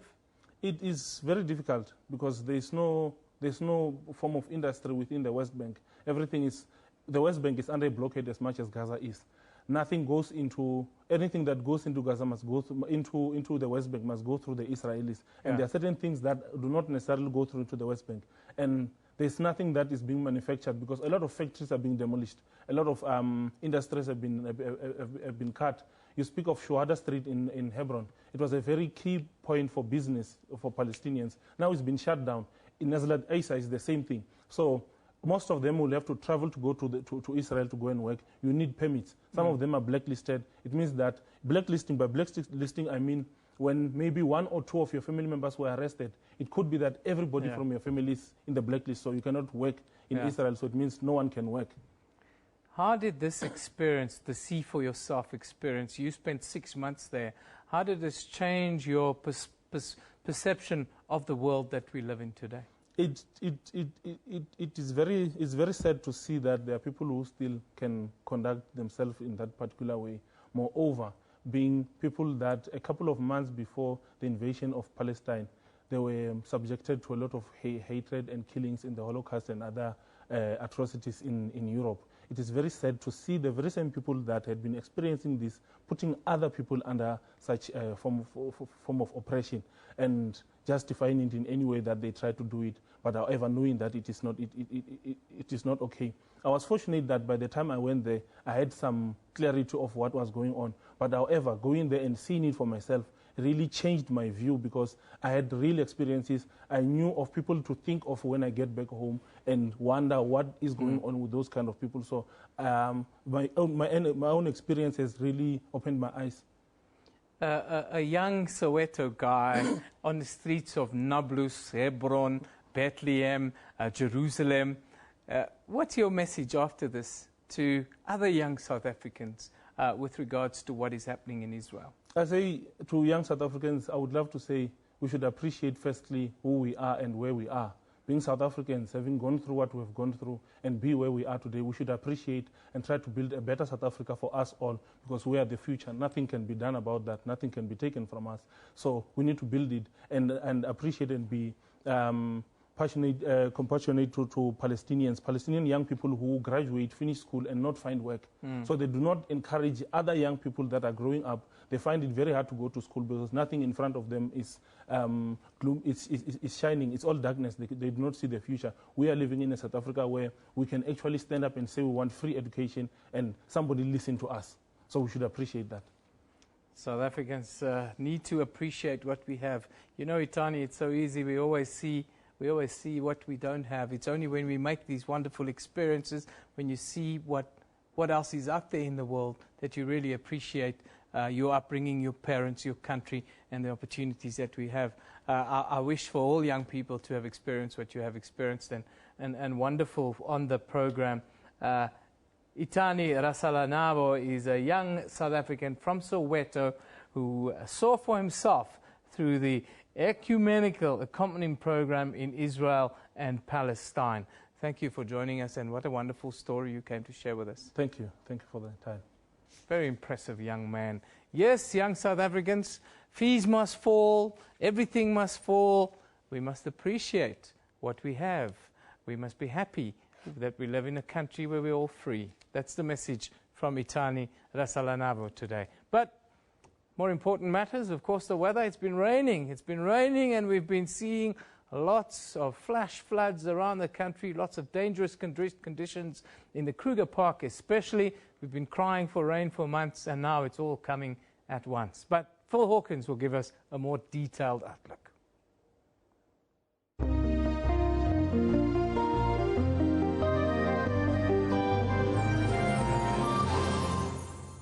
All right, Thanks a lot. Let's start off by taking a look at what's been going on in terms of your cloud cover. This is what should be going on at the moment, and what we're seeing is some very dense cloud cover extending all the way through Central Africa's western regions down towards South Africa's southeast. And we're going to see that continuing in terms of your rainfall for today. You can really see dense cloud cover yielding quite a bit of rainfall over the interior of Central Africa, and that moves down as well towards Zimbabwe, Botswana, and other southern African regions there. South Africa's northern regions, that's Limpopo and the surrounding regions, expecting a lot of rainfall for today. In fact, the South African Weather Service has issued a weather watch for heavy rainfall there, so please be aware of that. Very, very dangerous indeed. We have seen floods already in some parts of South Africa, and today might just be the same. So do be aware of that. Into tomorrow, again, expecting rainfall through Central Africa. It does tend to die down in some of the interior areas there, but stormy skies still progressing through the interior. Let's see what's going on in a little bit more detail in your city today. Cape Town's at 29 degrees, definitely a different story in Pretoria. 29 degrees, but a cloudy day forecast there. And we're also expecting rainfall throughout most of the afternoon into the evening as well. We're also expecting rainfall moving north towards Lusaka and rainfall in Kigali, Nairobi and Dar es Salaam as well. Just partly cloudy skies over Kilimanjaro with a steady 34-degree maximum. And temperatures continue around the higher 30s and early 40s as we look towards the interior of Eastern Africa here. Juba's at 39 degrees, temperatures of 40 forecast for Khartoum. Now we are seeing isolated showers to scattered showers all the way from Juba towards Djibouti. Temperatures ranging from about 24 to 39 in that region there. Now, looking towards Dubai, we're still seeing rainfall. There have been some fairly severe floods in Dubai, Abu Dhabi, and the other Emirates as well. We're seeing the continuation of that for today. So, unfortunately, bad news for the area. The flooding set to continue. If you are in the area, do be aware of that. It is not going to alleviate itself today. Algiers at 13 degrees, temperatures of 15 in Rabat. It's going to be a fairly chilly one there. Temperatures of about 18 in Marrakesh, but Las Palmas here holding once again the highest wind speeds in the area, about 50 kilometers per hour for today. No rainfall though, so stormy skies not really making their way towards the area. That does change along the southern coastline of West Africa here. Monrovia peaks at 30 degrees, temperatures of 32 in Lagos, both expecting isolated to scattered showers for today. And of course, moving further south in towards Central Africa, once again, we're going to see a lot of that rainfall returning for today into tomorrow. And, of course, really a rainy area, nothing out of the ordinary in this region. Bangui's at 36 degrees for today, and that is where we leave it. If you have any questions or queries, email us, weather at sabc.co.za, or give us a call, 011-714-5077. This is where I leave it for today. Have a good one.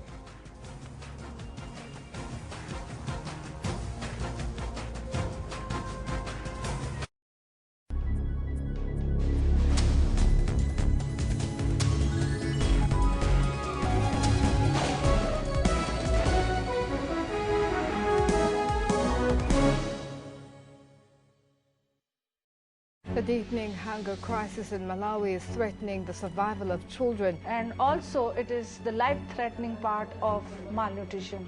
Malawi is facing its worst food crisis in 9 years. Mugabe is the world's oldest sitting head of state, ahead of Queen Elizabeth of Britain. The veteran leader seeks to temporarily forget his party's problems and instead focus on his legacy. But he shows no sign of slowing down or stepping down from power after 36 years in office.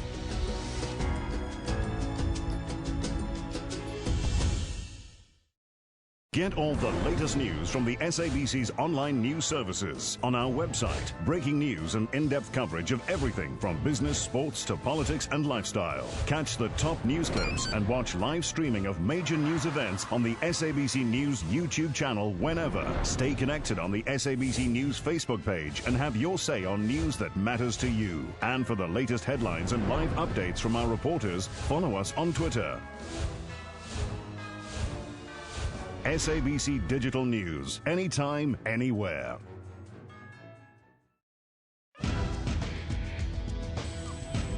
Technology isn't all scary. There's also fun stuff like gaming. Lots of women do play games, whether it's on their phones or their tablets. Then there are Africans who are using new tools to make other people's lives much easier. We typed the whole CV on a small, QWERTY Nokia phone. For all these and other technology and social media news, join me, Spumelele Zondi, every Sunday at 7:30 p.m. Central African Time on SABC News. It's February 2016 and the fees have not fallen. Some other students are struggling, they don't have money to even pay the rent outside. They're struggling with food and they don't have a place to stay. I have lost hope in NSFAS. I'm now applying for jobs at funeral parlors to watch dead bodies to finish my studies. The race to replace Uganda's President Yoweri Museveni after 30 years in power is coming to an end. Voting him out and letting him hand over power peacefully to another president would be the biggest sign of Uganda's democratic maturity.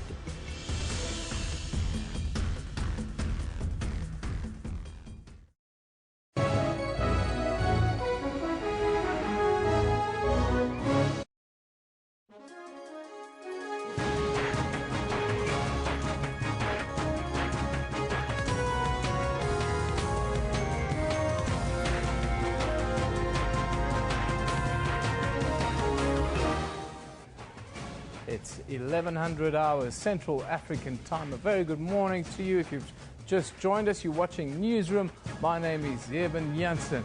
You're on SABC News. Warm welcome to you. Time for us now to take a look at the top stories at this hour.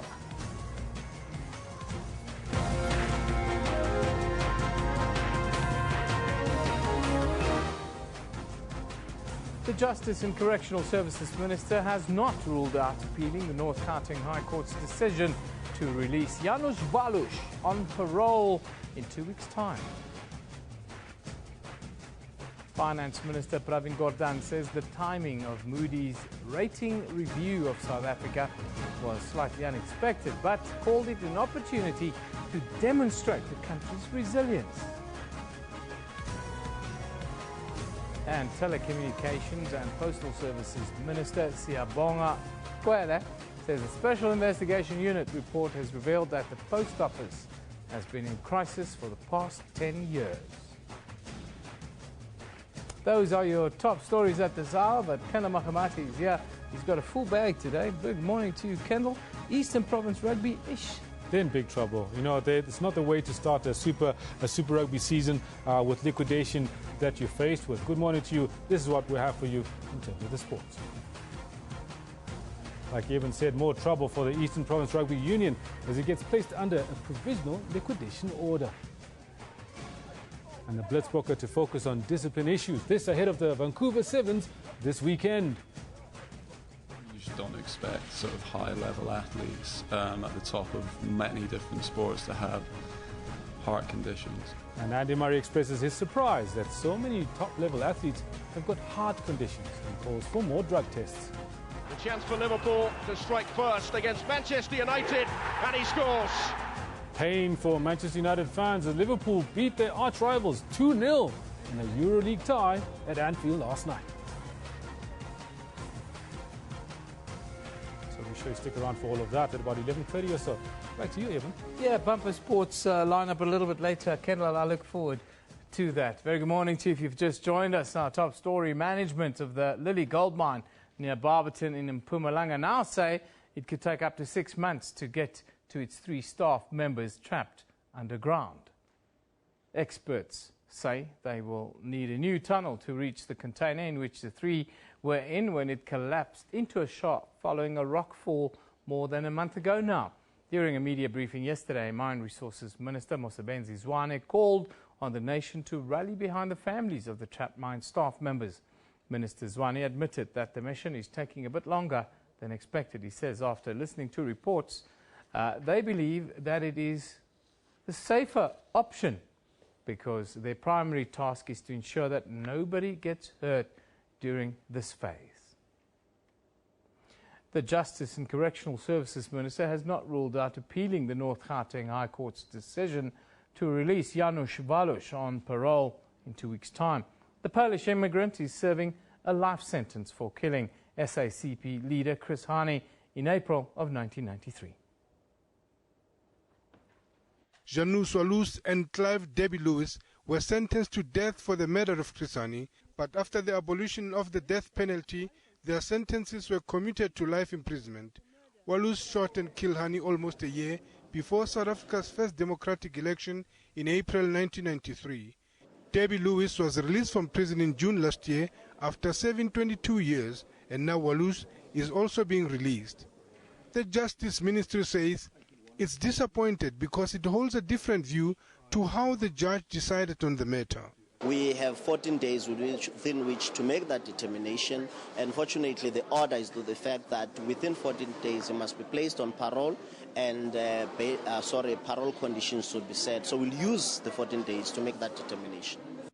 There's been mixed reaction to the release. For the family, a painful decision that they have to endure. The conclusion I drew after this judgment was black life in South Africa does not matter. Black man is dead, and so what?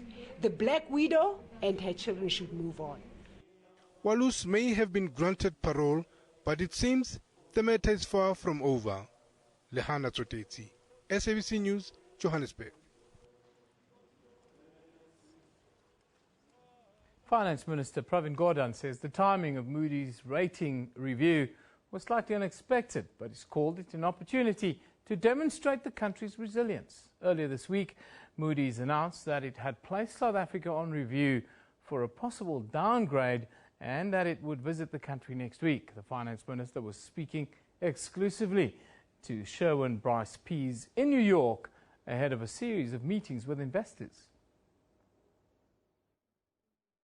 They will come to South Africa, they will meet government, they will meet trade unions, they will meet business, they will meet academics and others in order to collect enough information to decide whether they should leave us where we are or whether they should downgrade us by 1 or 2 notches, depending on their assessment. So this is an opportunity for South Africa to actually demonstrate that we are indeed resilient. We do have a story to tell. We've gone through tough times, but we have a plan to get out of it. The Land Bank has secured 5 billion rand to assist drought-stricken farmers with loans. The bank told Parliament this week that it wants to raise another 10 billion rand over the next 2 years. Farmers have been complaining bitterly about their difficulty accessing much-needed credit. The Land Bank is the second largest insurer for farmers, covering more than 5,000 farmers in the current drought situation. Earlier today, we were joined in studio by the Land Bank CEO, Chokolo Njocho, who told us why they decided to help farmers. All of us are aware of the prevailing drought situation in the country. So what we are doing as an organization together with other government institutions is that we are continuously monitoring the situation around drought.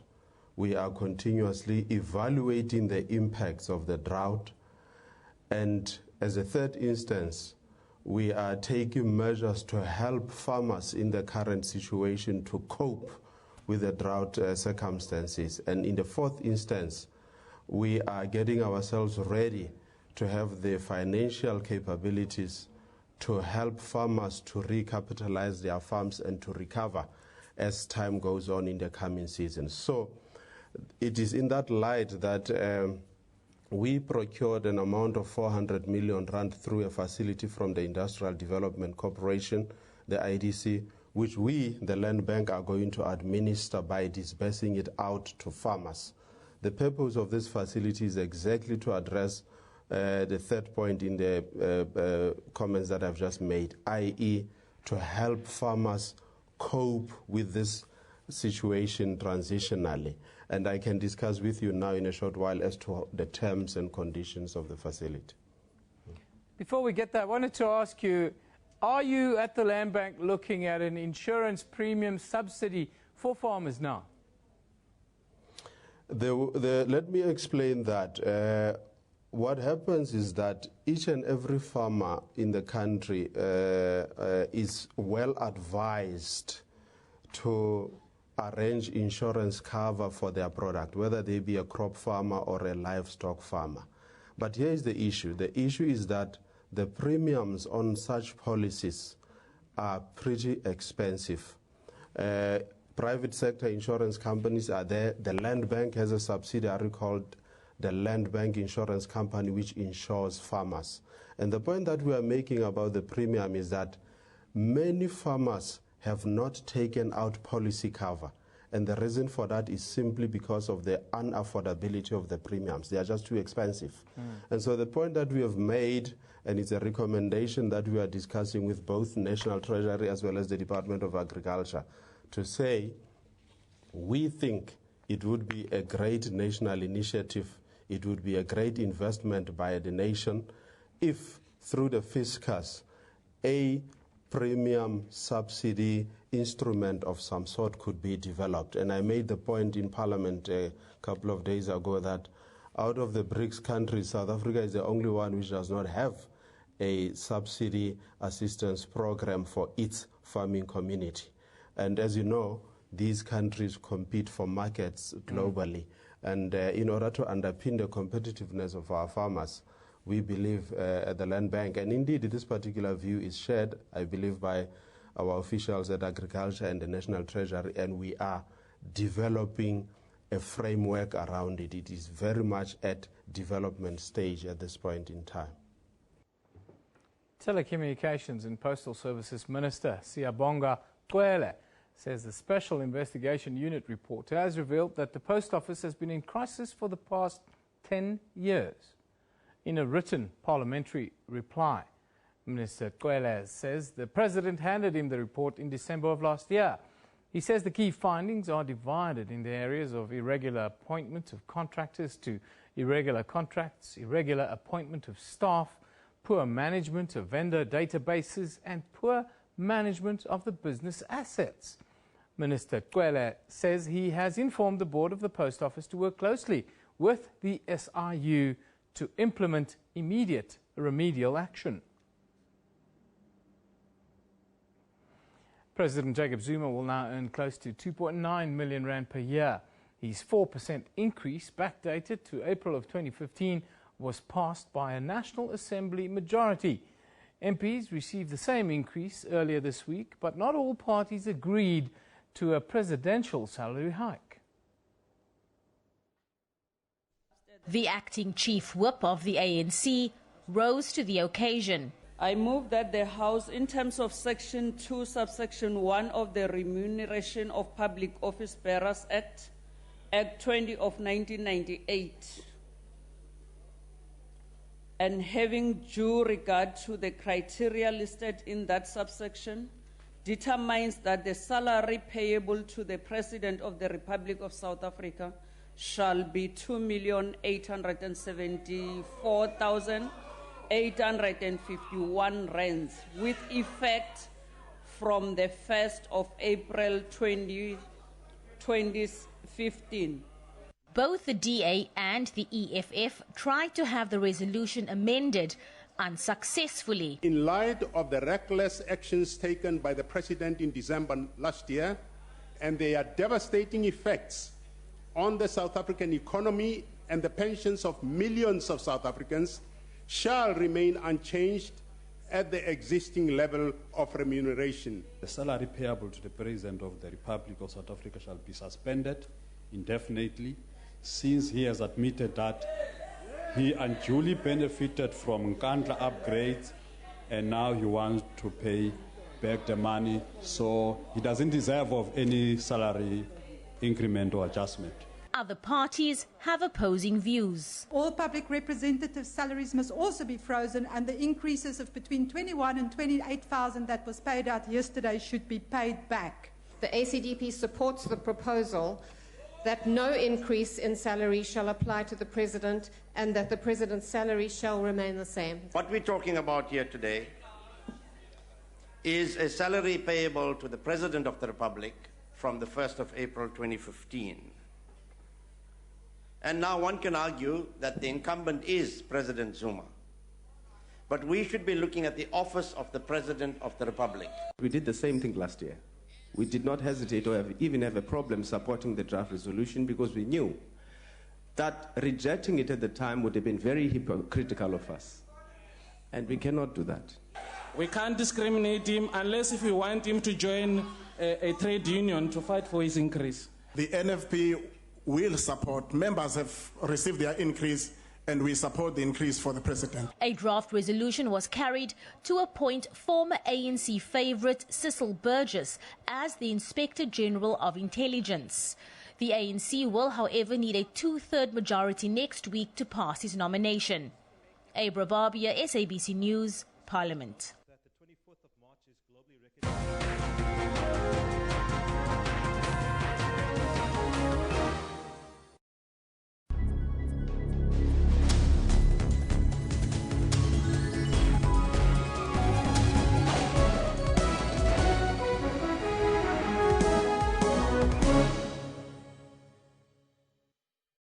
SABC News. We report, contextualize and present news and current affairs honestly, fairly and fully. We consider it a duty to provide consistent, relevant, useful and top-quality information and analysis. Our mission is to provide credible, accurate and interesting news programming, bringing news into everyone's homes in everyone's languages. Thank you, South Africa, for relying on SABC News for quality news output and for making us your #1 source of information. SABC News, Africa's news leader. As stories are broken around the world, SABC makes sure you do not miss out. As the stories unfold throughout the day, News at 8 updates all newsworthy stories worldwide. Globally, we are there. Locally, we leave no story untold. Make a date with News at 8 every Saturday and Sunday on SABC News, Africa's news leader.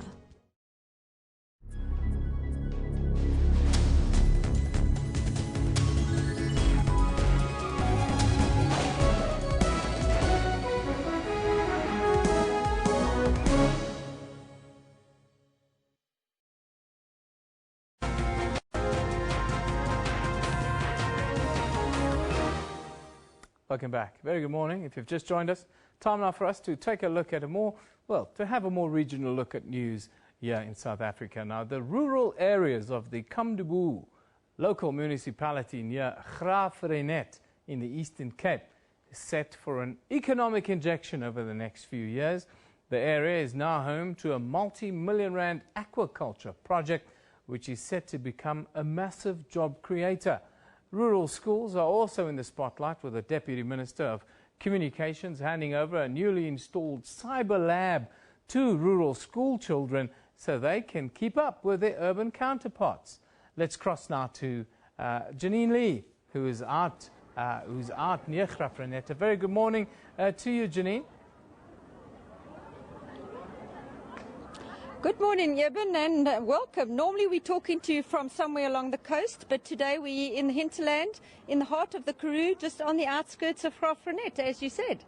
Yeah, hive of activity there where you are. It looks like lots of young people involved, but just tell us about the cyber lab. I'm interested as to how the cyber lab is going to change the lives of the young people in the area there. Yeah, but there are many excited faces here. You just have to go into the classroom where the cyber lab has been set up. We were there a few minutes ago, and these kids are beaming from ear to ear.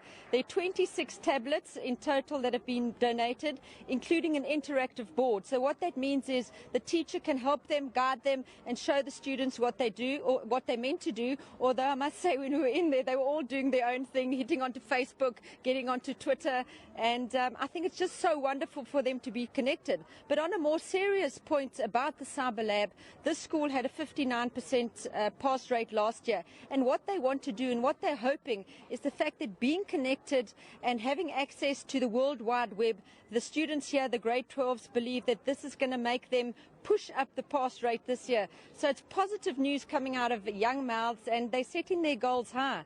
And it's the project of the Department of Communications with private partnerships. The Deputy Minister has been all around the country over the last couple of months. She's crisscrossed the country, in fact. And as we speak today, there are over 800 cyber labs that have been donated to schools here in the Eastern Cape. And if we look countrywide, over 2,000 labs. So that's a great achievement by the department. And what it is doing is changing young lives. But I had a quick chat to the Deputy Minister just before we crossed to you now, and she said the biggest challenge for her department is the vandalism and theft when it comes to these labs. They donate them, and then schools get broken into, and the tablets get stolen, and it's very difficult then to go back and re-donate tablets and this type of thing. So she's calling on communities to please respect what is being done and what has been donated, because education is the key to every young person's future. And she will be speaking a little bit later to the school, and she's all over the country, but it's a really positive story when it comes to these cyber labs, Eben, and they are changing lives. Now, the other thing that's a game changer there in the Graaff-Reinet area is this multi-million rand aquaculture project. It's a little bit dry out there for an aquaculture project, isn't it, Janine? Yeah, not the place you would expect to find fish, and we were there. And I'm going to ask GQ, who's on camera today. He's just going to give you, he's going to tilt his camera somewhat and give you a backdrop of that iconic mountain that pops out. Everybody knows it when they think about Graaff-Reinet. And just below that mountain, Eben, is it's called Karoo Catch, and it is set to become the biggest aquaculture project in South Africa. And you know, the Blue Economy Operation Pakisa, it's the way to go. So what they've done here is, and it's quite an interesting story, it was a local couple, they had a small holding here, and they were farming just a few pigs, and then they changed a few of those pigsties into little fishing tanks. And then they thought, hang on, this can work. There's a need for this. So what we're looking at today is currently on the plot, there are 5 tunnels producing catfish, those ugly barbel-looking things with the big hairy whiskers. And every month, each tunnel produces 22 tons of fish. So you can imagine what a game changer that is. And on the cards in the next few years, they're going to have a processing plant here. So it's going to be really big. Currently, they employ...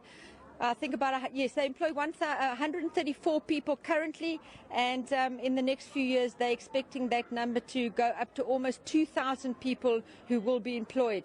And it's a very different sort of business development model. Their investment is not only in the infrastructure and what they're producing, their investment even is in people. So they've got trustees who are involved that get share benefits from it.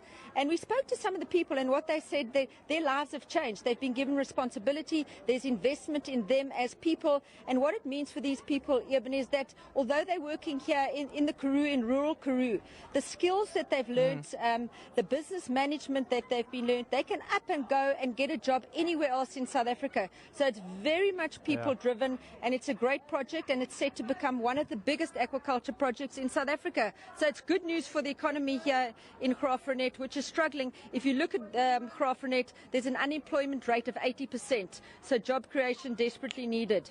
Janine, tell us quickly about fracking. You know, fracking and Graaff-Reinet are almost synonymous with all the outcries we've seen around fracking in the Karoo and so forth. Is the town still so divided on the issue? Completely divided, Eben. One half, obviously, there's the need for job creation, as I said, and the other half, much of the Karoo is farmland, and a large group of the farmers are up in arms. They don't want this to happen. So we all know that the government gave the go-ahead for exploration for fracking to take place, or exploration for shale gas to take place, and that should be in the next 12 months. But the interested parties, the affected parties, have said that they are going to fight this with the court interdict, and we know in the past that a court interdict has stopped any exploration. And one of their main arguments is there's no regulation governing fracking or governing the exploration of shale gas. So that will be the gist of their argument. And then on the other hand, we look at the project that's also running here in Graaff-Reinet, and that's the Giant Flag. And that's going to create millions of jobs, or thousands of jobs, and have absolutely no impact on the environment as such. That is going to be 66 hectares where they're going to grow cactuses of different colors, and it's going to reflect the South African flag, a flag that they say is going to be so great you'll be able to see it from space, and that'll be a great job creator, and also it's going to bring dozens and dozens of tourists into Graaff-Reinet. So the parties that are anti-fracking are saying, listen, there are other ways to go. We do not need to destroy our environment when it comes to shale gas exploration. And there is on record, and we know in the United States of America that there is on record that it uses so much water.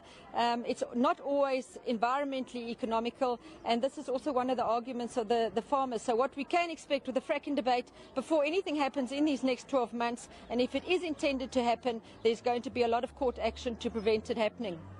Thanks, Janine. I'm sure they don't want the sheep to be fracking there in the Karoo as well. Very good morning to you, and thank you for that contribution. That is Janine Lee coming to you live from Graaff-Reinet in the Karoo. That is in the Eastern Cape, close to Middelburg Cape. A beautiful part of the country, very dry, but the people are very resilient. Now, moving further afield, almost 5% of farm workers in the Northern Cape have already lost their jobs as the crippling drought tightens its grip on the province. Agri Northern Cape says the number could increase as farmers share jobs and try and stay in business. Now, for more on this story, let's cross to our reporter Margaret Mutibi, who is in our Kimberley studio. Good morning to you. Good morning. Joining us this morning, we are speaking to Mr. Yeneng Meiberg. He's joining us from Agri Northern Cape. And the reason why we're speaking to him this morning is about the impact the drought has had on local farmers in the Northern Cape. Well, basically, the farmers will be meeting with the Minister, Mr. Zenzeni Zokwana, where he will be speaking about what government is trying to do in terms of helping them deal with the drought in the province. Mr. Meiberg, we want to find out from you, in terms of the impact that the drought has had in the people in the Northern Cape, how bad is the situation and how are farmers coping? The situation has improved over the last month or so with the rains we had. Before that, it was really very serious.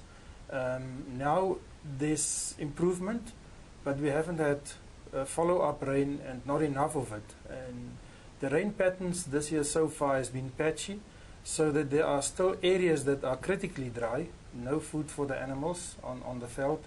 And it's these areas that we are really worried about, because this morning we did a quick survey of those specific areas, and it seemed that between maybe 5 and 10 millimeters in some places, it's not nearly enough to get the veld growing in those areas. So some areas we are quite happy, other areas, because of the patchiness of the rain patterns, very difficult. The winter is coming up, the growing season is moving towards an end, and if we are in winter and the veld looks like it is what it is looking like now in many of those areas, we have got serious survival problems for a lot of our farmers. And currently, you explained that the situation is quite bad for farmers. How are they surviving? How are people able to provide feed for their animals on a daily basis? We are receiving a lot of assistance from other farmers all throughout South Africa. We got a lot of fodder from the eastern parts of the country, Limpopo province, Mpumalanga especially. Farmers there, they call us, they tell us they have got fodder available. We transport it over long distances, and we subsidize the transport of the fodder with from the fund that we have at Agri SA, which was made possible by generous donations from the public and from businesses and so on. I must also add that the co-ops in the Northern Cape is making a huge contribution to the survival of these farmers. Transport of the fodder in the areas where they work in, they distribute a lot of fodder and feed from their own silos, and this is the way we are helping one another to get through this situation. And we've spoken a lot about the impact on the farmers, but very little about the farmer workers that they employ, because one would imagine that because of the struggles that they're currently facing, they are pushed into a situation where they might have to let go of some of the staff members. Yeah. What is the situation like? There has been some retrenchments. We are in the situation that extensive farming is not labor intensive. So for the extensive stock farmer, it's possible to keep the workers on longer than would have been in the case of a labor intensive farming sector. Our crop farming is based on irrigation, and therefore they have not been so severely affected by the drought because water has been available all the time. They have had lower yields on their crops because of the unusual heat, that temperatures that we were dealing with. So all in all, there has been retrenchments, and we are trying to alleviate that situation, also with donations from private persons, from the Agri-SA Fund. We are going to enter into programs where we are going to supply food where it's less needed on farms, try to keep the workers there so that we limit the retrenchments as much as possible. It has not been extensive so far. So basically we want to find out from you as farmers in the province, what is it that you are expecting to hear from the Minister with his address? Well, in their presentation to the Minister a while ago, Agri-SA requested 11.2 billion rands to face the challenges of the drought. And obviously, we are hoping that we will get money somewhere in that area. And the main thing for us is it doesn't have to be cash. It can be in the form of subsidized interest rates, etc. But we really want to know, not only for our own sake, but also for the emerging farming sector, that we will get help from the government to get through this, because we need stability in the sector at the moment. We don't want our farmers to fear that during the winter they will have to leave their farms and so on. So if we can have that news, we will be very happy.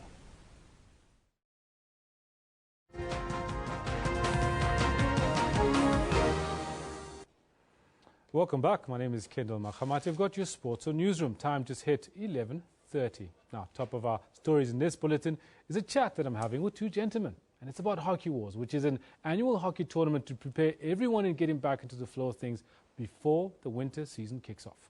This year, the tournament will be held on the 12th and 13th of March. That's tomorrow at the Kaspersky Randburg Astro. 12 men's and 12 women's teams are taking part in the tournament. And the aim is not necessarily to win, but to come out, have fun, and prepare for the season. Teams will be playing in a round-robin format. Joining me are Ryan Forster from Hockey Wars, the founder. He's sitting right next to me on my close left. And then on the far end is Henry Koch, tournament sponsor. Gentlemen, good morning. Welcome to Newsroom. Thanks, thank you. Thank you. Now, like I said, I mean, this is more about having fun and getting ready for the season, isn't it? Yeah, exactly. So, I mean, it's a completely social tournament. The hockey's good. The hockey's quite competitive, but the aim is to be social, guys to have fun. There's music, there's drinks. It's really a nice day out. How long has this tournament been around for?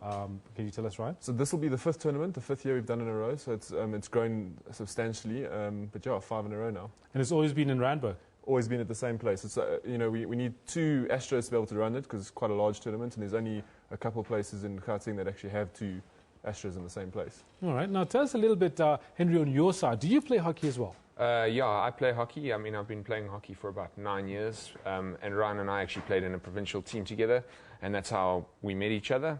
And we've just taken over the operations at the Astro in terms of like eventing and stuff like that. And we decided it would be a good chance to get involved in like uplifting hockey in the community, helping out. We do 2 underprivileged teams that we sponsor into the event, and it's just about bringing the social aspect back to hockey. Now, you talk about developmental teams that you're working on, and I just want to check with you. South African hockey is the best on the continent, yes, obviously, but not in the top 10 worldwide, right? How both men and women, right? How does this fit into that paradigm? What are you doing to get us into the top 10? Because we're all about getting to the top 10 in everything we do. Yeah. So I think with hockey in South Africa, there's so many good players that are playing at that are playing on dirt fields in the middle of Diepsloot that we're just not discovering. And guys like the team we sponsor, Silver Stars, they are literally playing on gravel. They have nothing, but you must see those guys when they come into the tournament. It's phenomenal. They play fantastic hockey and they have nothing. So it's great to bring them into the tournament, to get them sort of delivered from the grassroots level and up. Yeah, and you've had a relationship with them since around about 2011, I believe, or a little earlier? Yeah, we have, yeah. And what's changed since then? Because we know that Silver Stars, I read a little bit about it. You sent me some stuff to read up, and I thought it was actually quite interesting. They play on dirt, and then you're trying to bring them up to the point where they're actually able to play competitively and for fun, you know? Yeah. What has changed since then, since you started the relationship with them in the 4 or 5 years?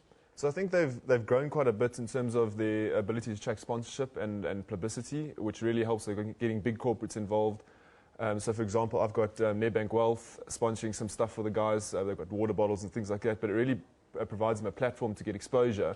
And as soon as you hear the story, I mean, the guy that arranges it, he's a phenomenal guy, and his story is phenomenal. And as soon as people hear that story, they want to be involved and want to sort of grow that side of the things. Right. Henry, let me ask you this. The names of the teams are quite telling. We've got MSG, we've got Meg's Tarts, we've got hashtag stronger than the Rand. What does that say about the tournament itself?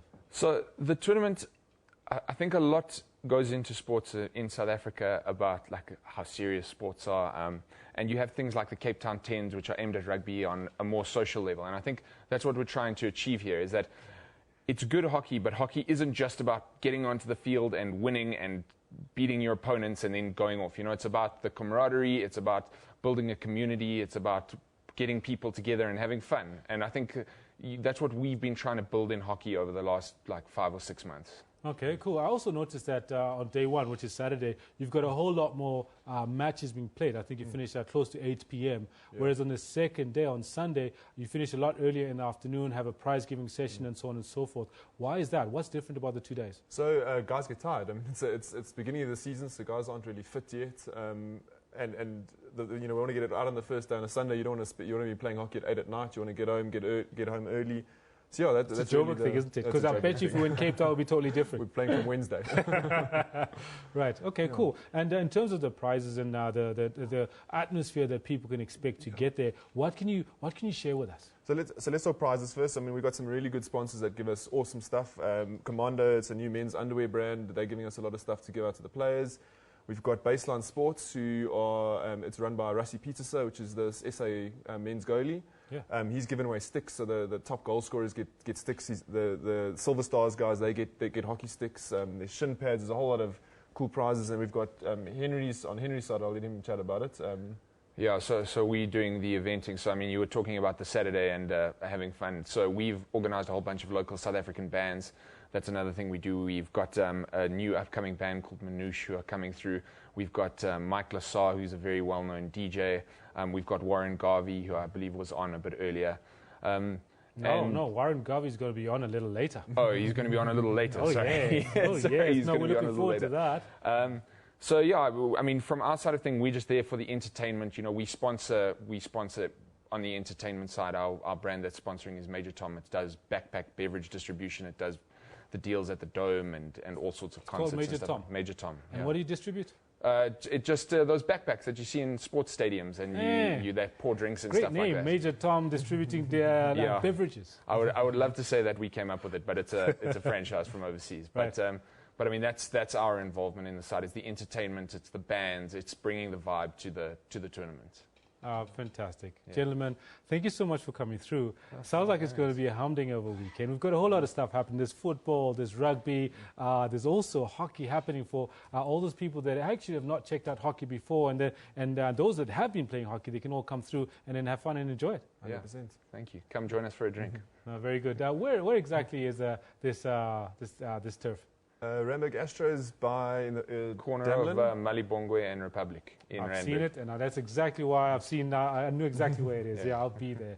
There you have it. The founders and as well as tournament sponsor of Hockey Wars, a pre-season tournament for hockey lovers. Moving on to other sporting news, the creator of the banned drug meldonium, which tennis star Maria Sharapova tested positive for, says he's quite sure other top athletes can and should use the drug. Meldonium was banned by WADA on the 1st of January 2016, some 32 years after it was invented.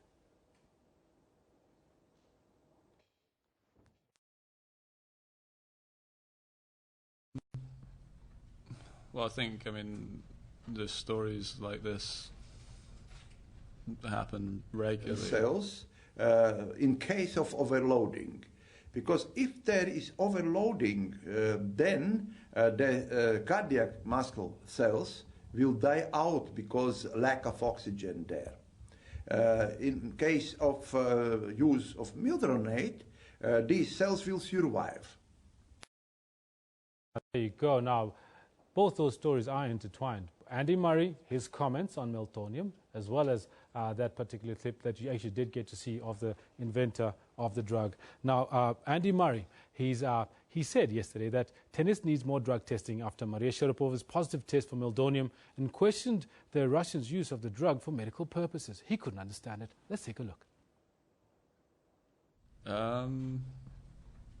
Well, I think, the stories like this happen regularly now in sport. It seems like it's almost a weekly occurrence. So I wouldn't say it was shocking, really. But yeah, obviously since then you read about it, try and learn as much as you can about it, and understand what's been kind of going on. And I read that 55 athletes have failed tests for that substance since January the 1st. So it's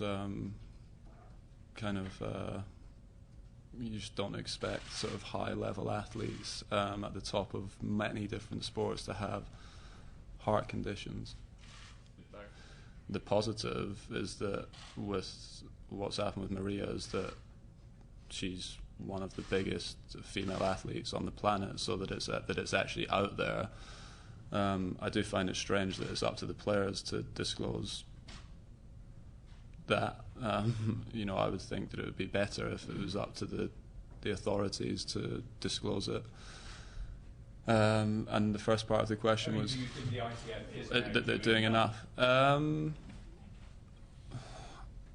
No, I think all sports can do more. I think that it's better than it was a few years ago. Last year I certainly got tested a lot, but this year I've been tested twice so far this year, and 3 months into the year. Whereas last year, I got tested loads, but this year has only been twice and 3 months into the year, which is clearly not enough. Right, it remains to be seen how that particular story ends off. Now, Liverpool thumped the disorganised Manchester United 2-0 in the EuroLeague tie at Anfield, and Dortmund humiliated English Premier League contenders Tottenham Hotspurs 3-0 in Dortmund. Here are the highlights. Firmino continued its run there at Klein, goes down on the edge of the penalty area, and the referee's given it. The chance for Liverpool to strike first against Manchester United, and he scores. Henderson making a run for him. He has options either side. He has chosen Jordan Henderson. He cuts it back from the byline, cleared only as far as Lallana though. Oh, Firmino in space! And Liverpool lead by 2! Stroh lays it off. 3 in the middle here. Aubameyang with the header, and Dortmund take the lead.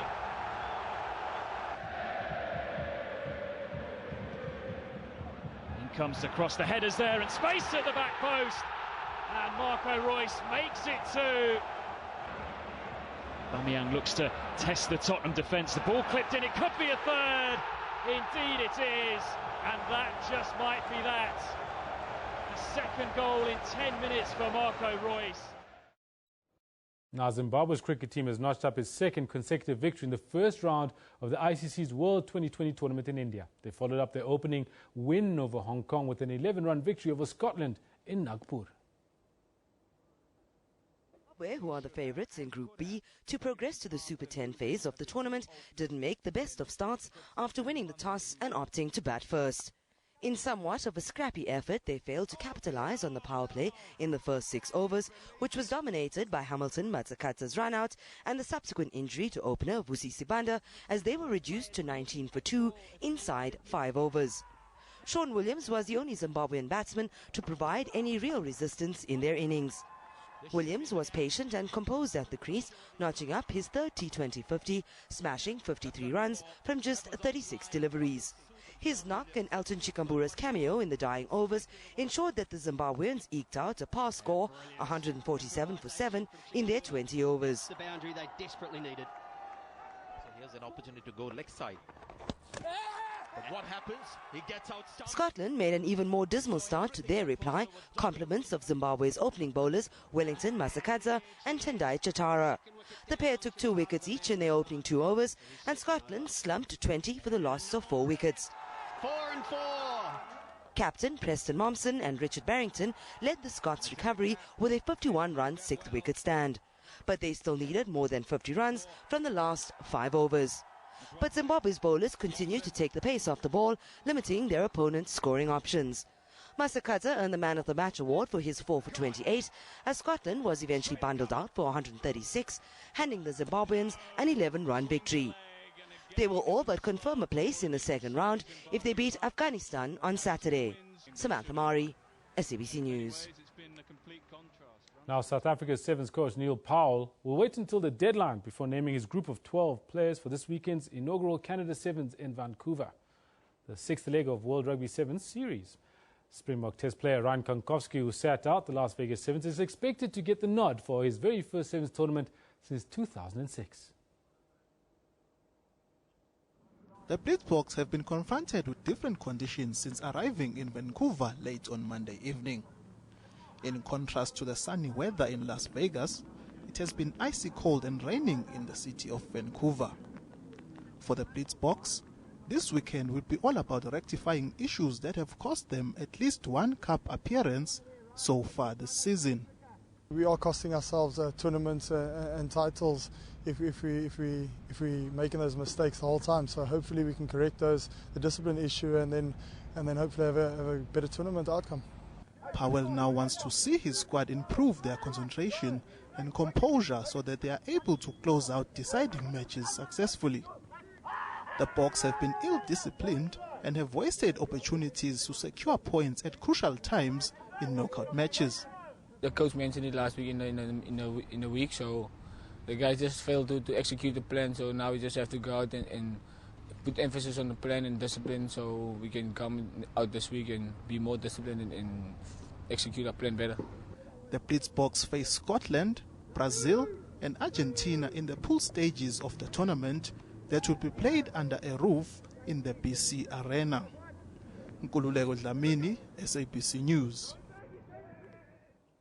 Now we interrupt the sports bulletin for a little bit because we need to speak to Reginald Witbooi, who's out listening to where the Speaker of the Upington-based Gara Heights Municipality in Northern Cape, Thomas Basson, is back in court for allegedly murdering his wife.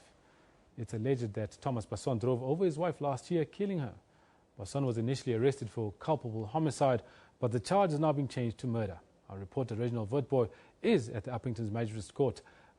Reginald, good morning, and thank you very much for joining us. Can you please give us what the latest is outside court? Hi, good morning. Yes, we are coming to you from a very hot Uppington here in the Northern Cape.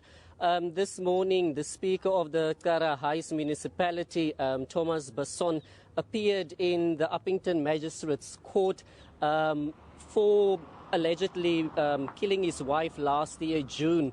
The case was postponed until Monday. His lawyer says that he got other obligations to attend to, so he can't be here at 12 o'clock. So the magistrate decided it will be best to postpone the case until this coming Monday.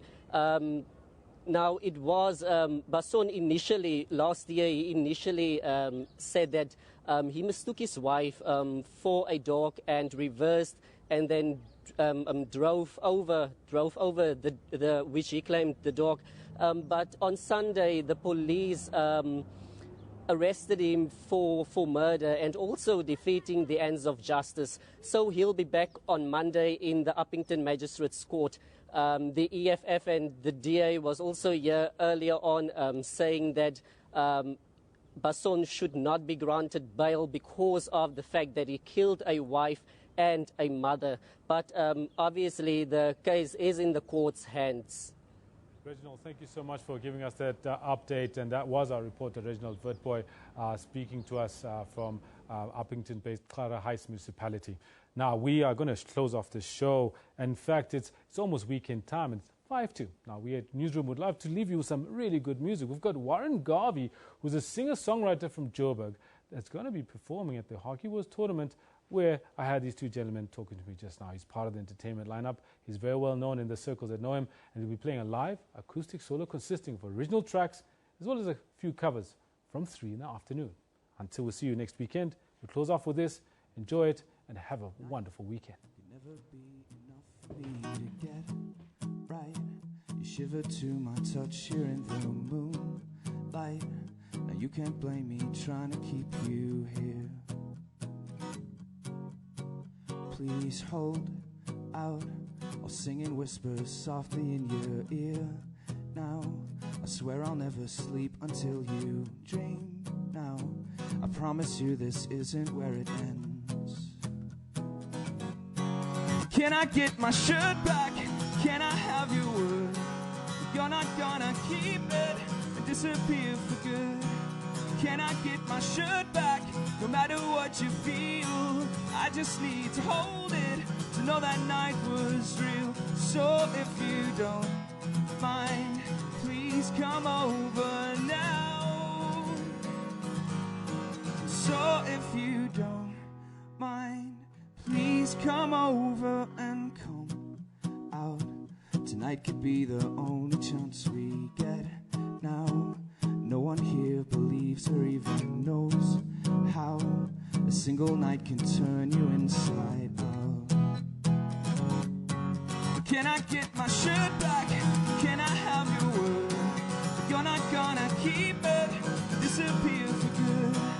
Can I get my shirt back? No matter what you feel, I just need to hold it, to know that night was real. So if you don't mind, please come over now. So if you don't mind, please come over. My sunglasses you can keep. My boxer shorts look better on you than me, but I've only got the memories. So can I get my shirt back? Can I have your word that you're not gonna keep it and disappear for good? Can I get my shirt back? No matter what you feel, I just need to hold it, to know that night was real. So if you don't mind, please come over now.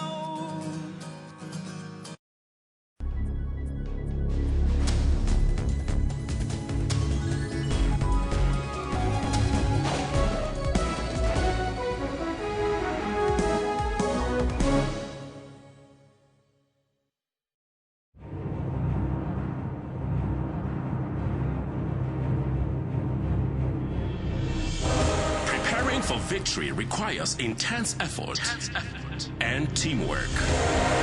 When you get to it, there is no turning back, because all eyes are on you. When it's actually